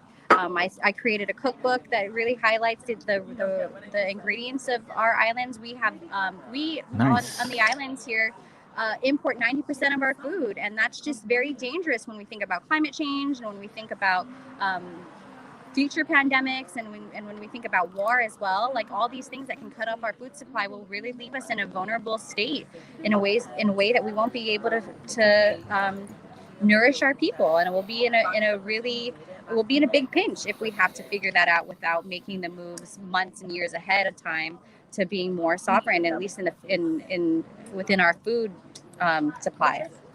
No, in terms of you talk about, you make a distinction between indigenous people surviving and thriving. What is that element that takes you over from surviving to thriving? So I feel like when we move beyond just the academic discourse of talking and like being in the headspace about Indigenous knowledge and actually living it, and we are creating systems where our children from birth to death are involved in Indigenous knowledge systems, like that's when it's thriving, when our languages are no longer threatened, when we are on a day-to-day basis doing things that our ancestors would be proud of and not really using our life energy anymore to fulfill the capitalistic norms and the dreams and riches of some other place and of some other people. That's when we're thriving, when we are really taking care of our resources. Here on the island of Guam, we have so many invasive species. We'll be thriving when we can bring our birds back. We're known for having the ecological disaster of bringing in a brown tree snake because of militarization, and that snake decimated all of our birds. I see us returning our lands to a state where we can have birds as something that's a marker for thriving for us here. No, thank you so much for explaining that. Svetka, please come in. Like this is first time that she actually would like to ask questions. So like I'll really like to let her do that. Oh wow! Svetka's our producer. Svetka is our producer of the team. So go ahead, Svetka. You're on mute at this point. Go ahead. Have a drinking game of all the times you've had to say that. Yeah. I'll be drunk by now. Yes, for sure. 3 hours and 20 minutes by now, but still very interesting to listen to all this. And when you were speaking, you gave me so many things to think about and so many questions, because basically your islands, your culture, your society is, let's say directly subjugated by the United States. And you're not the only one, of course, but unfortunately not a lot of people know about this situation. I myself am from Europe, and I know that this is not really something that is common knowledge. But anyways, there are other societies that are still fighting for their freedom. I don't know if you've heard, today on Human Rights Day, the United States decided to recognize Moroccan occupation of Western Sahara, which is also a huge blow to that region, in exchange for them recognizing the Israeli occupation of Palestine. So it seems like this international law and human rights are more and more becoming a trade-off for politicians, for their own personal interests and all this. We could for sure talk about this for hours, but just a very quick question, because we have a next person on the line already. I was going to ask, like, what are your strategies to talk about this and to demand your rights and your sovereignty with the American government concretely? Like, what are you doing about it? So the Chamorro people have been appealing to the Fourth Commission of the UN decolonization for years now. We're one of the Guam is one of the last remaining non-self-governing territories, and we've used that avenue for so long. But one of my personal strategies as an educator and as an activist is really just to build the community conscious around the issue because of colonization. We're not learning about our own history. We're not really understanding the full breadth of what colonization has done to us and many other people, and we're not connecting to a lot of Indigenous peoples in ways that are meaningful. So one of the strategies that we've been employing is just really creating spaces where Indigenous rights and Indigenous rituals are safe and are practiced, and wanting to learn and connect more to the Indigenous people in our region and within Micronesia is really important too, and uplift our relationships there, because as colonized people, we've internalized the harm that have come to us, and we've inflicted it upon our other island brethren, and healing those relationships and even just and starting from there is really important as a strategy. Is really building our community locally and trickling out to our region is where I feel I would be most effective and would be most effective for us in this short time, and then in long term still continue to build international pressure through the United Nations forums. Yeah, that sounds really good. And I was just thinking about what you were saying before, Ghazali, that and you mentioned it as well, the list of non-self-governing territories, there's still 17 countries or territories on it, and it would be great if after 2020 we could work towards clearing out that list. It would be a good fresh new start if we were like 50 years or 60 years after the beginning of decolonization process be finally done with these issues. So let's hope that there is some progress on that front.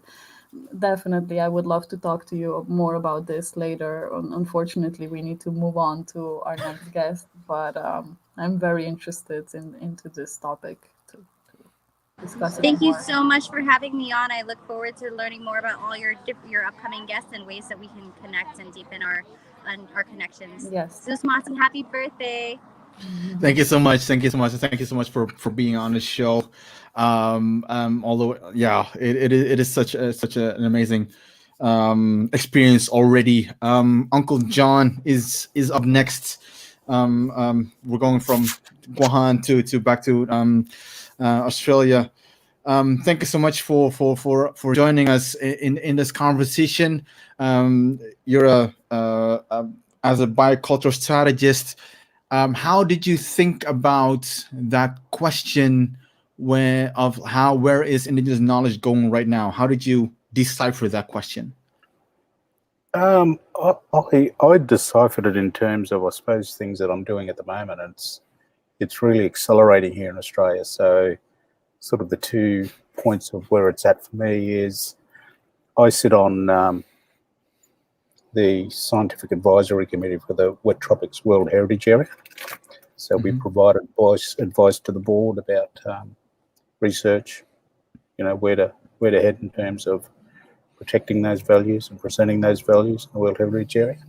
And also I'm still in Minister Enoch, Queensland Government, and we've just done landmark reforms to the Biodiscovery Act in terms of Indigenous access and benefit sharing. So that's sort of 2 places where it's really heading really well for us and being able to participate in those. In general, when it comes to Indigenous knowledge, are you in a broader Pacific context? Are you, in your experience, what you're seeing, are you concerned or are you optimistic, or is it somewhere in between? I think it's somewhere in between. I think it's just listening to, it's really about our people's input into these things, but then even more so about creating change. And you see some of, on my dad's side, I'm Aboriginal, but my mum's side, I'm Vanuatu. But, looking at what people are talking about happening in those lands, it's the same issues, but I suppose it's struggling against the bureaucracy and the political scope about trying to get these things moving much more quickly. So that seems to be a similarity, but people are focused, they're seeing those impacts on their home country, their resources that they access either for food, fibre, medicine, yeah. Any reflections on relevance of Indigenous knowledge in the world we live in today? Mina talked about COVID-19. I don't know if you want to talk about that. What comes to mind in terms of relevance? Relevance, knowing what's happening within the World Heritage Wet Tropics at the moment, the scientific modelling was saying that changes were happening in 10 years' time, but they're happening right now.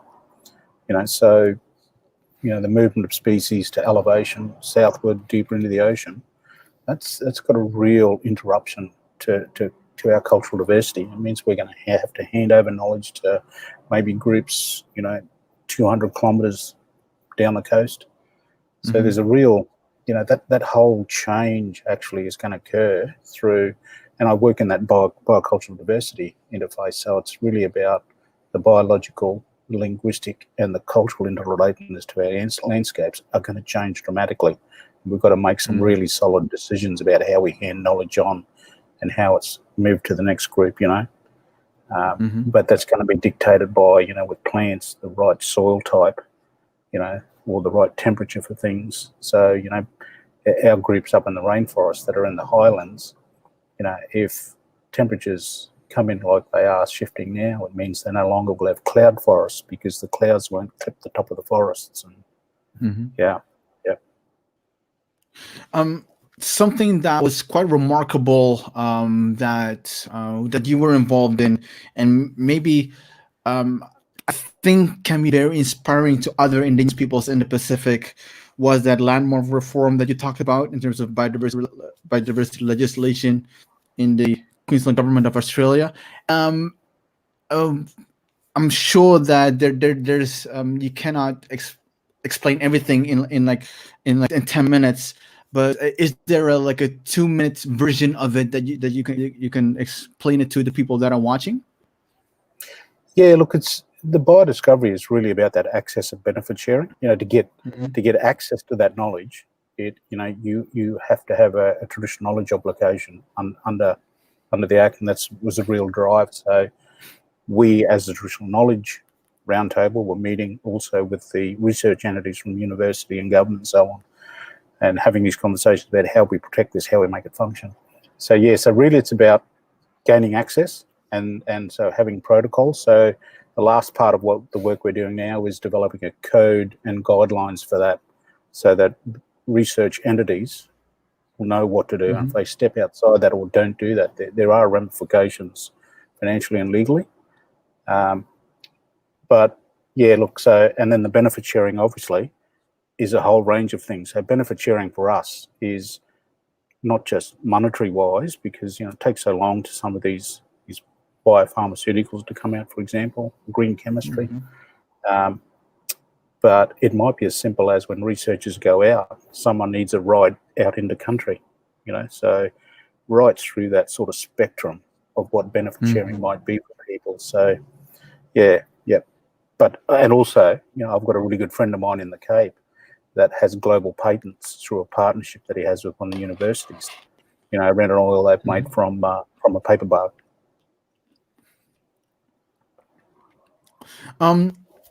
So something that I've just a different question, kind of left field kind of question. In terms of when bicultural strategies, anything in terms of that delta, the triangle, in your work, climate change, indigenous knowledge, as well as oceans and waters. What I'm experiencing is that there's not enough in terms of advocacy, at least, like knowledge, advocacy of indigenous knowledge being pushed as a form of as a terms of reference next to scientific knowledge, to maintain biodiversity, to safeguard the biodiversity. Any thoughts on that matter, that from your own experience, from your own expertise? Yeah, look, I'm more and more driving towards not saying that Indigenous knowledge is not important. I'm saying it's important, but there's also another level, and that other level is Indigenous science. And this came to the fore back in 1999 when I was doing a documentary for French television, and we were filming an old lady, and I just, in my head, it just, the light bulb moment. They had to choose what bark to use. They had to choose what type of carrier oil, whether, what biological fat, whether it was plant or animal, or was it going to be mineral. And so this whole scientific process just jumped into my mind. It's not yes, it's about knowledge, but it's actually about a science process. The way that we look at the natural laws around us, a problem in front of us, and we have these theories and we've gone on to really test those theories, formulating, and in the end, we've got the medicines that best suit us, or so. And that's changed, and I've been really pushing that through the biodiscovery. I've been really pushing it right now. I've just finished this week 2 meetings with the Indigenous reference groups that's been developed by CSIRO here in Australia, and we're looking at climate change from Indigenous perspectives. So, and I'm constantly pushing the science now, because that's, to me, that's what it is. There's knowledge that happens at a customary level, and then there's knowledge that happens at a community level. But the customary level is the science level. It's the people with deep understanding about that and the testing of those theories. Yep. No, thank you so much for explaining that, because that's like to many Indigenous peoples, not only in the Pacific, like a blind spot, something that is not enough talked about. Indigenous sciences, at least from my own experiences, dealing with Indigenous peoples globally throughout the United Nations. We talk about Indigenous knowledge. We're now in that conversation or argument, actually, traditional knowledge versus Indigenous knowledge, and they're not even. It's not even a conversation about Indigenous science as much as it should be at this point. I guess final questions. My final question. Anything that I did not ask you, but you're like, oh, Ghazali, I can't believe you did not ask me about this. I really want to talk about it. It happens.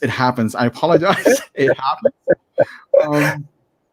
No, Ghazali. I think it's just. I'll leave you with 2 things that I'm really passionate about, and these come out of our own old knowledge systems. And Yumbu is language word for my rainforest country. So I'm Mullumbara Yidinji. Mullumbara is a clan group, flat stone country. Yidinji is a tribal group, and Yumbu actually is a spatial art form. It's a series of dots and lines, and spatially how we map out things. And I've used that now to jump into that type of mapping in landscape. And the other one that I'm really passionate about, and something I want to do as a project quite soon, is Google. And Google is purposeful voice. Everything in our culture has a purposeful voice. And so, for example, if someone puts a road in, and there's a bridge, and you hear that noise by cars running over grids, that can disrupt sound signatures. So if there's a frog habitat, you can knock that habitat out for about 45 minutes, and animals can come in and pinpoint individual frogs, so the sound signature is disrupted. So there's all these things in culture that our people will get into, and I think we've got actually a really good chance to be some of the preeminent scientists in the world, because we've got this innate connection to country, to our animals and our plants and our landscapes, and we have a science background. And that's going to be quite interesting to see what sort of emerges over time. Uncle John, thank you so much for sharing that. I was, for a brief moment, I thought you were going to talk about your passion for coaching junior rugby union. I think that's like, all right, or now I'm going to rugby union. Yeah. But it's a science too. You've got to really understand that game to really think about where plays will end and what your next move will be. So yes, yeah, definitely 3 grandsons playing. So. Yeah, definitely. We'll talk. Hopefully, at some point. Obviously, 10 minutes is not enough. We can talk about more in length about that rugby union, and obviously your passion in terms of the biocultural atmosphere, the work that you do. Appreciate you so much for being show your work and everything else. Really appreciate it. Thank you very much. Thank you so much. Thank you so much. Oof, we're coming near to the end, and oh my God, like this lady I've missed so much. Where have you been all my life? Oh man, Lisa. Look how long my hair is now. I know, like I saw you pop up, and like that's not Lisa. Like Lisa usually has short hair, and and like this is not Lisa. So I was like this close to telling Svetka, like, all right, somebody hijacked Lisa's email Cut or it. whatever. Cut it. Cut her out, you know, like get out of here, give it a hiding, whatever. But man, it's full context, people. Sorry, but this is like a monumental moment for me, because I've been working with Lisa, like what was it, Comp 22 in Marrakesh 2015, I think. 2015. We caught up at some point in Waitangi as well, in Aotearoa. Such a beautiful mind person, and I say this with as much love as I can give you, Lisa. Sorry, people were like, "Holy shit, what is this guy up to right now?" What up? Whatever. Get out of here, man. Like, but like, this is this, in terms of it's also like a personal thing as well. Like the people that are on the show, like you need to have some kind of a connection with them or interest, and Lisa, thank you so much for getting on the show. If it's only for 10 minutes, but hopefully we'll stay in touch at some. I think we always stay in touch. We're pretty good like that. We're good at I'm that. so proud of you, brother. This is very cool, and love to see you in your space, and love to see you doing your work. It's awesome to be part of it. So thank you for inviting me. Lisa, thank you so much. No, thank you so much for it was scary to organize this. You know, like you never know like who shows up. You know, like you never know if people that you were hoping to participate, they don't participate, or they don't say anything at all, or so like. But that's why like it's thank you so much for being with us. Oh man, I like it's kind of sucks. Like I had to now go through the whole motion of like asking questions, but like now like I want to like reminisce a little bit. Catch up. But, all right, but people obviously sign up, like, and people there are people watching now. If you have watched this from the get-go, now 4 hours later, drop me a line, text, comment, whatever. I have to reward you for that as some way, somehow. I don't know. I still have some pineapple left, but I can't give it to you. Lisa, you're doing amazing things right now. Amazing things. So personally and maybe professionally, how did you look at when I sent you the question, where is Indigenous knowledge going right now? So how did you look at that question? I think for me, it raised a whole lot of things. So privileged to be in a few of the positions that I have in Aotearoa, working for our Indigenous people, for our tribal authorities and our tribal entities. And I think the things that came to mind for me were protection. So how do we protect those rights and interests that our ancestors have fought for the millennia before us? How do we manage that and look after that? But how do we also bring through the threads of Indigenous knowledge? And for us, I look at it from a contemporary context. So I work in policy and I'm framing policy all of the time. And I have this nattering in my ear from my grandfather, who's passed many years ago, saying, remember your values, remember who you are, remember where you come from. And I think as a young woman coming through my work was, how do you balance that? And so Indigenous knowledge for me is something that I've never left behind, but struggling to thread it through into how do I use it every day, and how do I not lose the essence of what it meant to my people on that journey. And it's challenging. And I think it's challenging for all Indigenous people. And Ghazali, you've been in these frames where we've been in the UN, in the New Zealand context, working with the Crown and trying to find these compromises, but trying so hard not to lose who we are in the process. And I think that's the challenge for us. It has been a challenge for a long time, but I think particularly in my role as chairperson of Te Wai Māori Trust, we're dealing with freshwater issues around advancing the protection of our freshwater fish species. And how do we balance that? And how do we get it right? So those were kind of the things. So I feel like my head became like a big speech bubble with lots of question marks and arrows and exclamation marks, not aimed at our people, but aimed at others, about how we kind of bring that all together. So my messy mind is telling me that we're on the right track. And I think just listening to Uncle John, coming in a little bit early and listening to that too, it gave me real hope that we have these similar threads and these similar veins of thought coming through. So hence connection is really important, and being connected with each other and talking about these things more often and finding really positive solutions. But yeah, probably more questions. Well, that's always like, if the more you talk, the more questions that surface, the more things that you like, the more thing you know, the more thing you don't know, right? I don't know who said that, but like it's probably like a good thing, because I didn't come up with it. In terms of connect, I think it goes also to like probably like the idea of this whole marathon is to connect. Connect in stories, peoples. How is that in Aotearoa context? Is that connection as happening as well? Which I'm interested in. Sorry.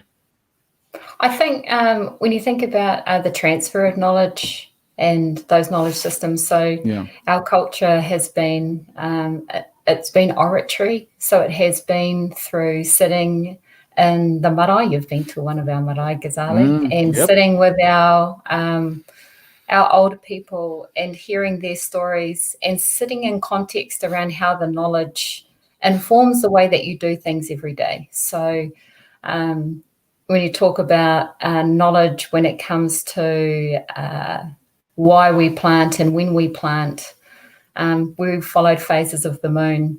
And so there are all of those different knowledge systems that get passed through. I think what's the disconnect is, how do we bring that very relational and connective feeling that we have in a family and in a marae, which is our kind of tribal local area, and how do we bring it into these spaces where the Crown is saying, Māori, you can't do that anymore. You don't own that and you have no rights there.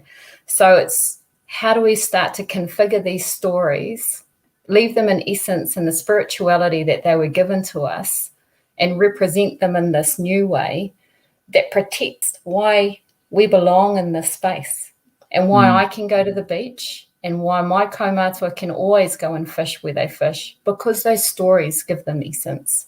It gives them the right to be there. So it's linking that rights and protection conversation with the oratory story that our people know and breathe. So I think I still think there's threads there to be pulled together. I think sometimes people look at it and go, oh, that's old stuff. Actually, that's who you are. So need to remember that. And in terms of, so is that like the current state of play, state of the union? No, it's not a union. State of play in Aotearoa right now. Is there anything that makes you go, that's looking promising, or that is kind of problematic? Yeah, and I'm not too sure what other speakers have talked about from Aotearoa, but I think from my perspective, it's disappointing that Aotearoa still doesn't recognise the Declaration Rights of Indigenous Peoples. We struggle to get that through. However, we have a treaty which recognises in principle how we should be in partnership with the Crown. The Crown failed to do that over and over again. So in other places you would call that the state. But I think the things that I see that are really positive is when I go home and I see our children speaking our language, I see our old rituals and the way that we do things being revived. And I think without those pieces of what forms your identity, that's the loss that you feel. And we've seen that in other Indigenous cultures where they're in 0.2% of losing the very essence of who you are. And I think as Māori, we've really captured that, and we've revived that to a point where you can walk down the street and someone will say kia ora and they know what it means to you. Right. I think when I think about the failure is how do you translate those good things that are happening into principled rights and behavior and partnership with our oppressor. So it's quite I think sometimes people look at Māori and they go, oh, they've got it all sorted. And we're sitting here going, it's still not where we'd like it. Yeah. So we've got a bit of work to do still, I think. What is I always love your mindset, and I'm sure that, well, we're running out of time as well, so might as well get to it. You're chairperson to Wai Maori Trust at this point. I'm always interested in, like, what is your special sauce? What is the special ingredient that you bring to a particular leadership role?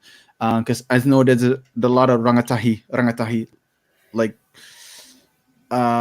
interested in taking up leadership roles, looking up to people, but always interested to standing on the shoulders of giants, of people that they look up to. Yep. I think my special sauce, I love that. What's my special sauce? I feel like I'd be a little bit of sweet chili with a bit of barbecue, but I think for me is being really authentic. So knowing who you are and what you represent, and being truthful and honest in the way that you deal with people. So I think back to relationships that I formed 10, 12 years ago, and I still have those relationships. And I think a lot of that has to do with respect. And it is about people. I think often we can look at leaders and say, wow, they know everything. But the really great ones actually recognize and respect the people that they work with. So as a chair, I don't, I have to run a meeting, but I make sure that my entire team is involved in any decision that we make, that I empower them to be part of the conversation. And I think that's really, really important. So I think that's my skill. It is about people. And I think if we can always thread that together and have that respect in mind, I think it's a really powerful tool. Lisa, I know you have to run, but is there anything that you want that we didn't touch upon? You're like, or that I forgot to ask you, want people to think about? Anything on the note? I think for me is, and I say this a lot to people, but I love people to be confident in their voice, be strong in who you are, because you are enough. And there are people out there who will challenge you and tell you that you can't do that and you can't do this and you can't be here. We've had those conversations before where we've had the door locked out, but you belong exactly where you are. So there's strength and positivity around being connected with like-minded people. And that would be my final statement. Oh, Korero, thank you so much. I could say so much more. I feel like I've got like 2 hours in me, but this is a warm-up. Well, this is a warm-up. Yes, let's do it I'll do it with Brandon as well with you. Hopefully, let's do it next year. Do a long-form conversation. Because there's so much to. I want people to know the Lisa that I know. As in, like, it's and I don't say this too lately, as in there's only a few people in my line of work, my life, professionally, network, whatever you want to call it, that I look up to in terms of mindset and like everything within that realm. So that long form conversation, like I'm not going to be like a brain surgeon trying to pick your brain, but I think context is key. in all this, and you cannot extract that in 10 minutes, obviously, especially with a person like yourself, Lisa. Ngami, thank you so much for being with Thank us, you. and for your time, for your work, and yeah, let's stay in touch and talk. Yeah, And love you, brother. whatever. Love you. Yep. Kakite. Thank you. Bye. That's it. Zetka, come on. Let's get in here. Like this is Hey, we, hey we, again, we did it. All everyone. right. So this is Svetka. Because if you're not watching live, thank you so much for sticking with us. If Yeah. you're watching Kudos to everyone who afterwards, made it through 4 oh hours like we did. man, yeah, like we did. Obviously, not everyone in the lineup was able to participate. There has probably had some issues, communication and everything. I apologize for that. You saw Dr.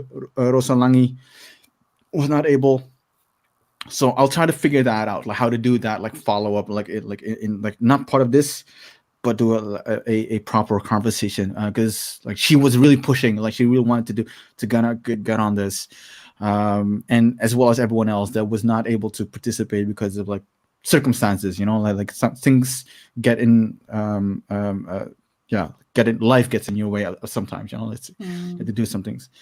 Svetka Yes. is a producer. She made sure that everything ran smoothly as far as it was able to run smoothly, and I have to say, like it was yeah, nothing less than perfect, actually, given that what's the thing that we have had to endure behind the scenes. Luckily there was no camera on the behind the scenes. Svetka, thank you so much for doing this, getting in. Like, how did you feel actually getting into the whole thing and asking the question? First, I was gonna say something else, that sitting here through these 4 hours and listening to all this, but at the same time, like making sure that everything works in the background, made me think about how much work actually goes into anything that then can be shown to the world, that other people see. There is so much work in the background that nobody sees, and just a shout out to everybody who does that kind of job. And maybe sometimes it feels like you're not really contributing or doing something that shows results, but it is just as important, because yeah, for it to run well, there must be a well-oiled machine in the background. Could not have done this without you, Svetka. Thank you thank you I'm like for referring to the work that you do and that Indigenous people do and that activists do and all this, not just me, what I did in this setting. It's for example, to come up with a convention on Indigenous rights, I imagine like there was years and years of work of thousands of people in the background that then accumulated together into this document that was signed by a couple of people in the forefront. yeah. It's all that these small steps, right? Subtle but significant steps forward, and I think and everyone contributes. Like there's always, like it's always this one small contribution, but it all leads to like building that critical mass towards getting decoration, getting a world conference, getting this or getting that, So I know I need to keep reminding myself of that to not lose the motivation sometimes, because it is hard to be working for years and years on an issue that doesn't seem to move anywhere and doesn't seem to show any results, but still it is important to keep on. Well, like this whole, like if you throughout the conversation, you see, for example, with Brandon, like he has this utopian, like this big view. Dr. Kealoha Fox, like she also has this big view, and the bigger the view, the more you understand that it's all about making these small, tiny progress, chunks of progress, and it also gives you a lot of like peace of mind, mental health kind of thing, knowing that like as long as you just keep doing things, little things every day, like it all eventually will add up. People overthink things a But lot. maybe it won't, Very, you know, very maybe quickly. it won't. We never know if it actually will result in something. But nevertheless, it is Not in our important to do it lifetime. just because it is right or it is just. It is important to fight for justice, even if your work will not show any actual results. Somebody has to, you know, raise Yeah, the voice. and I think that is the sooner you put that idea to bed, I think from my perspective, from what I believe actually, is like if you have this very big goal. For example, for my big goal is like Maluku indigenous nation having indigenous government system that like it all works. I want to work for it. It's a just cause, but I am also okay with potentially not being alive to see it. As long as I have that view, that idea, and I keep working for it, and I keep sharing how I think about it, because all our knowledge is based on what we know at that point. And there's something else can come around a corner, and you see something new, you figure out something else, so it is all about it's all about that, like making like keep working, like it's towards knowing that it wakes you, like in the morning you wake up and you love nothing more than to do this or that, doing that particular thing, because you feel good in the now, like in the current moment, and you're not like, oh my god, like I want to achieve this big hairy audacious goal for my indigenous peoples in 30 to 40 years, because like that's all in your head, like, and the more you are in your head, you're not dealing with things that are influential to your thoughts, your ideas, your surroundings, so I get it, if you get frustrated, or you're like, oh my god, like this takes so long, and because your time span is, like if you have a big goal, also I need to have a big time span, like I think that's the good thing why indigenous peoples are looking at, like, look, we're talking about the next 7 generations, like, so we're doing it for them, not for us, and but that's on a macro level, but on a micro level, if you want to do something, then might as well do something that you like to do every day. If it's not That something that sounds really good, but it's a bit idealistic. Like the work that we do, activist work, is also sometimes really hard, demanding work that you don't want to do necessarily. I personally do a lot of translations for this one cause that I'm supporting since 5 years now, and it hasn't moved forward at all. And if anything, it seems to be moving backwards. And I've spent, I don't know how many hours in the last, or days or months in the last 5 years doing translations. And sometimes I'm like, why am I doing this? I would much rather, like you say, oh, that's the thing that you want to do when you wake up in the morning. Well, it's not exactly like that. Sometimes I have to force myself to do it, or procrastinate with it. But sure, it's like it's important to, for practicality is me. important as well. One an inspiration is to see people like you and the rest of the people who participated here today, that activists connect one to another, and that we at least support each other. It feels a bit better, because otherwise it can feel a bit lonely out there shouting in the desert, I guess. I think that's the whole maybe unconsciously is the whole idea of doing this is to connect, like connect people with each other that usually do not connect with one another. Like, and it's not, I'm not talking about like creating like LinkedIn connections, but like hearing an idea that you never heard before from someone that you never met before, and that has an Just influence. feeling their energy. Some of the people on the panel today had such amazing energy. It just feels good to see that there's Yeah. so many people out there fighting without a stop for just causes. And if there are more and more each day, it will become easier, and we should support each other in every sense. And we should start like thinking about platforms, how to like specifically also support.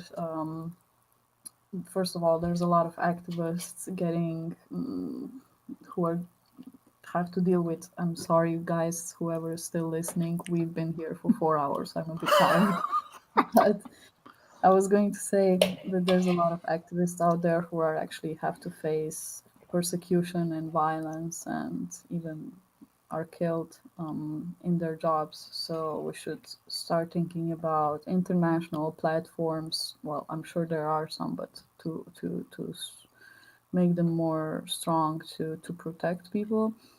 But on the other hand, also to support us financially and with like time that to share the workload, or to have people do what they're best at, because sometimes like within an organization you have to do everything, and there would be people who could do it better, so we could support each other. It would hope. Yeah. Yeah, but you're absolutely right. I don't know why I wanted to say but yeah, you're absolutely right.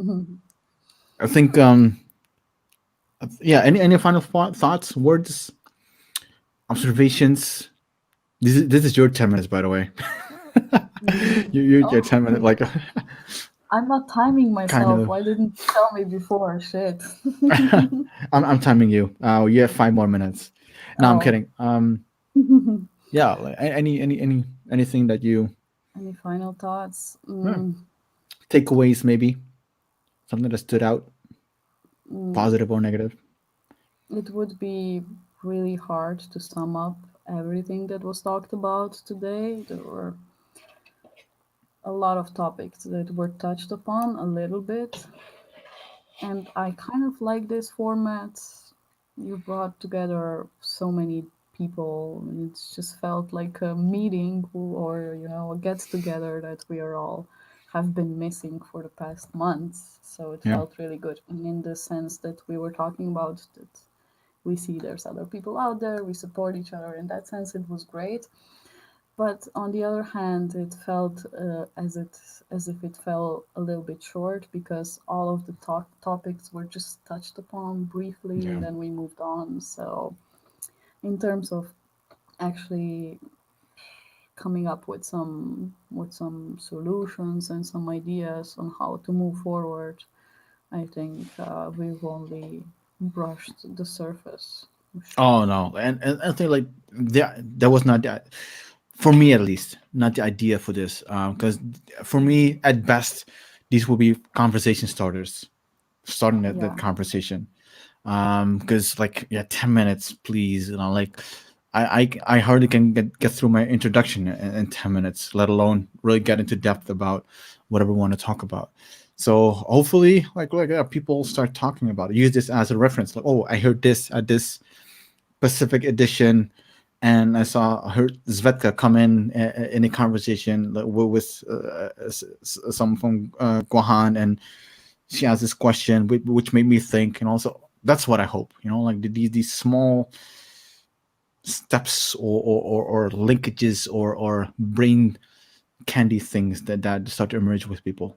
Like so that at best, not at worst, that's what this is, and hopefully, we'll Yeah. see. And We can talk about this in the format that would be best to do in the future later when we are outside of the live stream, if I may. When people are not watching and taking notes and like, these guys really are doing an evaluation These guys already. wasting our time. Yeah.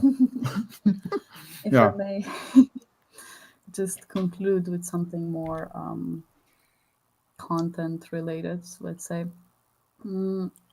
Another thing that I was thinking about through all this is that me being from a European country and so part of the Western world and not really having any personal connections with Indigenous people, but being very interested in this topic. From my perspective, outside perspective, it seems like Indigenous people are working hard to connect with each other now and with their own culture. We've heard from many guests today that what they feel they need to do is strengthen their own communities and make sure that the people in their communities are proud of their own traditions and culture and all this. And I think, of course, this is super important and one of the first steps to build up that those cultures. But then also there would people outside of these communities should learn more about these communities, and we so rarely hear anything, especially from that region that we virtually visited today. I can't remember ever hearing about a poem or a song or some tradition or whatever from that region, from Indigenous people from that region. And even though it might seem in the back of our minds that strengthening Indigenous cultures is also separating Indigenous cultures from the Western culture or the modern culture, however we call it, there also we have to recognize that we live in the same world and that only by coming together we will be able to actually achieve some things. So I don't know if you get what I'm saying, but I there get should it. be also more Indigenous voices should be more present in the international culture, let's say. Not only within those circles, let's not talk about Indigenous issues only within the circle of Indigenous issues. It should be a worldwide debate, and as we talked about before, until like everybody's free to enjoy and show their culture, then none of us is free, not even in Europe or North America. We're not free until other people are as well, and we can only achieve that together. No, I think this the idea of Indigenous peoples talking to Indigenous peoples, talking about Indigenous knowledge, the idea of echo chambers is very rare. Observation, let's call it observation of echo chambers, is very relevant. But it is also induced by some trauma, as in not being taken seriously, like historically. So that we're overcoming that trauma, and we do want to talk about it, but like it's all like first at our own terms a little bit, and then start consolidating, talking a little bit more, and then bit by bit start to expand. Obviously, you talk about Indigenous knowledge, and somebody said it like, I would love for just having to call it knowledge and not Indigenous knowledge, like just this knowledge as a way of expanding knowledge, so it is that if that is the utopian view, if that is the vision, if that is the goal, then we still have a long way to go, and it's not just dependent on us. as like on like it's dependent on multiple factors, and I think that We definitely still have a very, very long way to go. Yeah. But on that way, we need to be careful where we step, because some paths lead us more directly to the goal, and some lead us astray. And I would hope that within a few generations we would live in a way more just and just a better world, and that we're not taking too many steps that are not Mhm. necessary. But hopefully we're closing, like we're going directly to the goal of that better Yeah. world. And so we still need to talk about how the steps that we're taking all the time, and evaluate what we're doing. Otherwise, it's very easy to step off Mhm. the roads, Yeah. Yeah. become complacent, and start working because to feel better, to feel good about yourself that you're doing something, but that's not the end in itself. Yeah, I think you're absolutely right, and it's a good noble cause, just cause actually to work for that, and I think um, it could very well be that everything that you do, everything that I do, everything that we do, like it contributes to that, you know, and so this could be a part of it, part of a step into the right direction of people talking to each other. Mm. So No, yeah. another thing is that there are so many of causes, and sometimes you have people working on one cause and other people working on other cause, but there's so many causes in the world that for a regular person it's just too much, and so they're usually, those causes usually don't reach a critical mass of people who would be engaged enough to do something about it. Maybe Mhm. if we stop thinking about separate causes so much, but see all these causes as part of one bigger cause that is a more just and free world, then I don't know. Hopefully, Yeah, could be like, but like there's, I think that's dependent on like, which causes you have in mind, and like for what. example, the liberation of Guam, the liberation of Western Sahara, of many other places is effectively, those are the same causes, but Mhm. they have gone into these echo chambers. That's why I also mentioned it, because I see it within my own cause, the one that I'm most engaged in. We're talking about Western Sahara to the people who are already Yeah. activists about Western Sahara. But if we would discuss our strategies and our work with people in Guam or people in Samoa or other non-self-governing territories, we might get a new perspective, or at least some support from one another.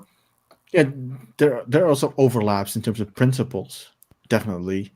But like the situation of the Polisario Western Sahara has so many factors or variables that are different from the political of the national aspiration of Guahan or of Samoa or New Caledonia. You know, like it's Yeah, but so what in a we're way, all doing, raising awareness is a common thing that we have. So we can talk about that. How yeah, are we going about that? yeah, and I think yeah, and again, this is a way of raising awareness on at least on indigenous knowledge, and which is place based, which is a lot of causes are also place based. You know, like it has different different types of influence factors that influence a cause. You know, but at the end of the day, all these causes because when you particularly talk about the political aspirations and national aspirations of these indigenous peoples, like we all have to deal with a certain type of ideology or mindset, and that can be used as a as a way of trying to find a bridge. What you're talking about, like between these peoples, to see the overlap, to see the commonalities, create some kind of alliance. But I've seen it happen before, and it's happening more and more. Yeah, but just you have to be very mindful of the context of the variables, the factors that play a role in Africa that are different in the Pacific and in Latin America, for example. So yeah, but that's a conversation that's that's an entire new podcast. I think that's an entire new conversation, new concept. Sleepless nights again. Hopefully not. But yeah, I think Svetka, thank you so much. I think we have exhausted the patience of people watching, and hopefully they found. Do you find any value? I'm talking to you now, people that are watching and listening. Hope you found value in it. Really appreciated you for listening, hitting that play button, and any takeaways, just let us know. Really appreciate it. And other than that, have a great day. Stay safe, stay healthy. And Svetka, thank you so much for everything that you did. Thank you. Yeah, trying to find a way of. Thanks to all the guests. It was and a really interesting guest as well. conversation. Yeah. Yeah. Could easily do another 2 hours, but probably not. Yeah. We shouldn't. The body is a little bit tired, but the minds Spirit. that you've picked today, are very inspiring. So we could do this. Yeah, it's on fire now. Like these, it's all on fire. Fired up. But yeah, the body says, "All right, Ghazali, I think you should call it a day." And let's see. We get to live to fight another day and see it next time. I have a final statement, very short one, before we actually log off. Support your local activists. Support people in your environment that do things like we just did, like Ghazali just did, because it means a lot. Even saying, good job, thanks for doing this, means a lot. Or sharing, or liking, or talking to somebody about it, or whatever. Everything, every support counts a lot, because as we said, sometimes it's not easy out there. So no, you're absolutely right. Support your local cause, activists, people. Support your friends. They are friends. They're friends for a reason. They're there for a reason. They show up for a reason. So gotta acknowledge that. And it's as easy as like, I appreciate you and thank you. It's easy. It's not hard. So Svetka, I appreciate you. I thank you. Thank you, and good night, and we'll be back. Everyone have a great day, afternoon, or morning, or evening. See ya. Yes.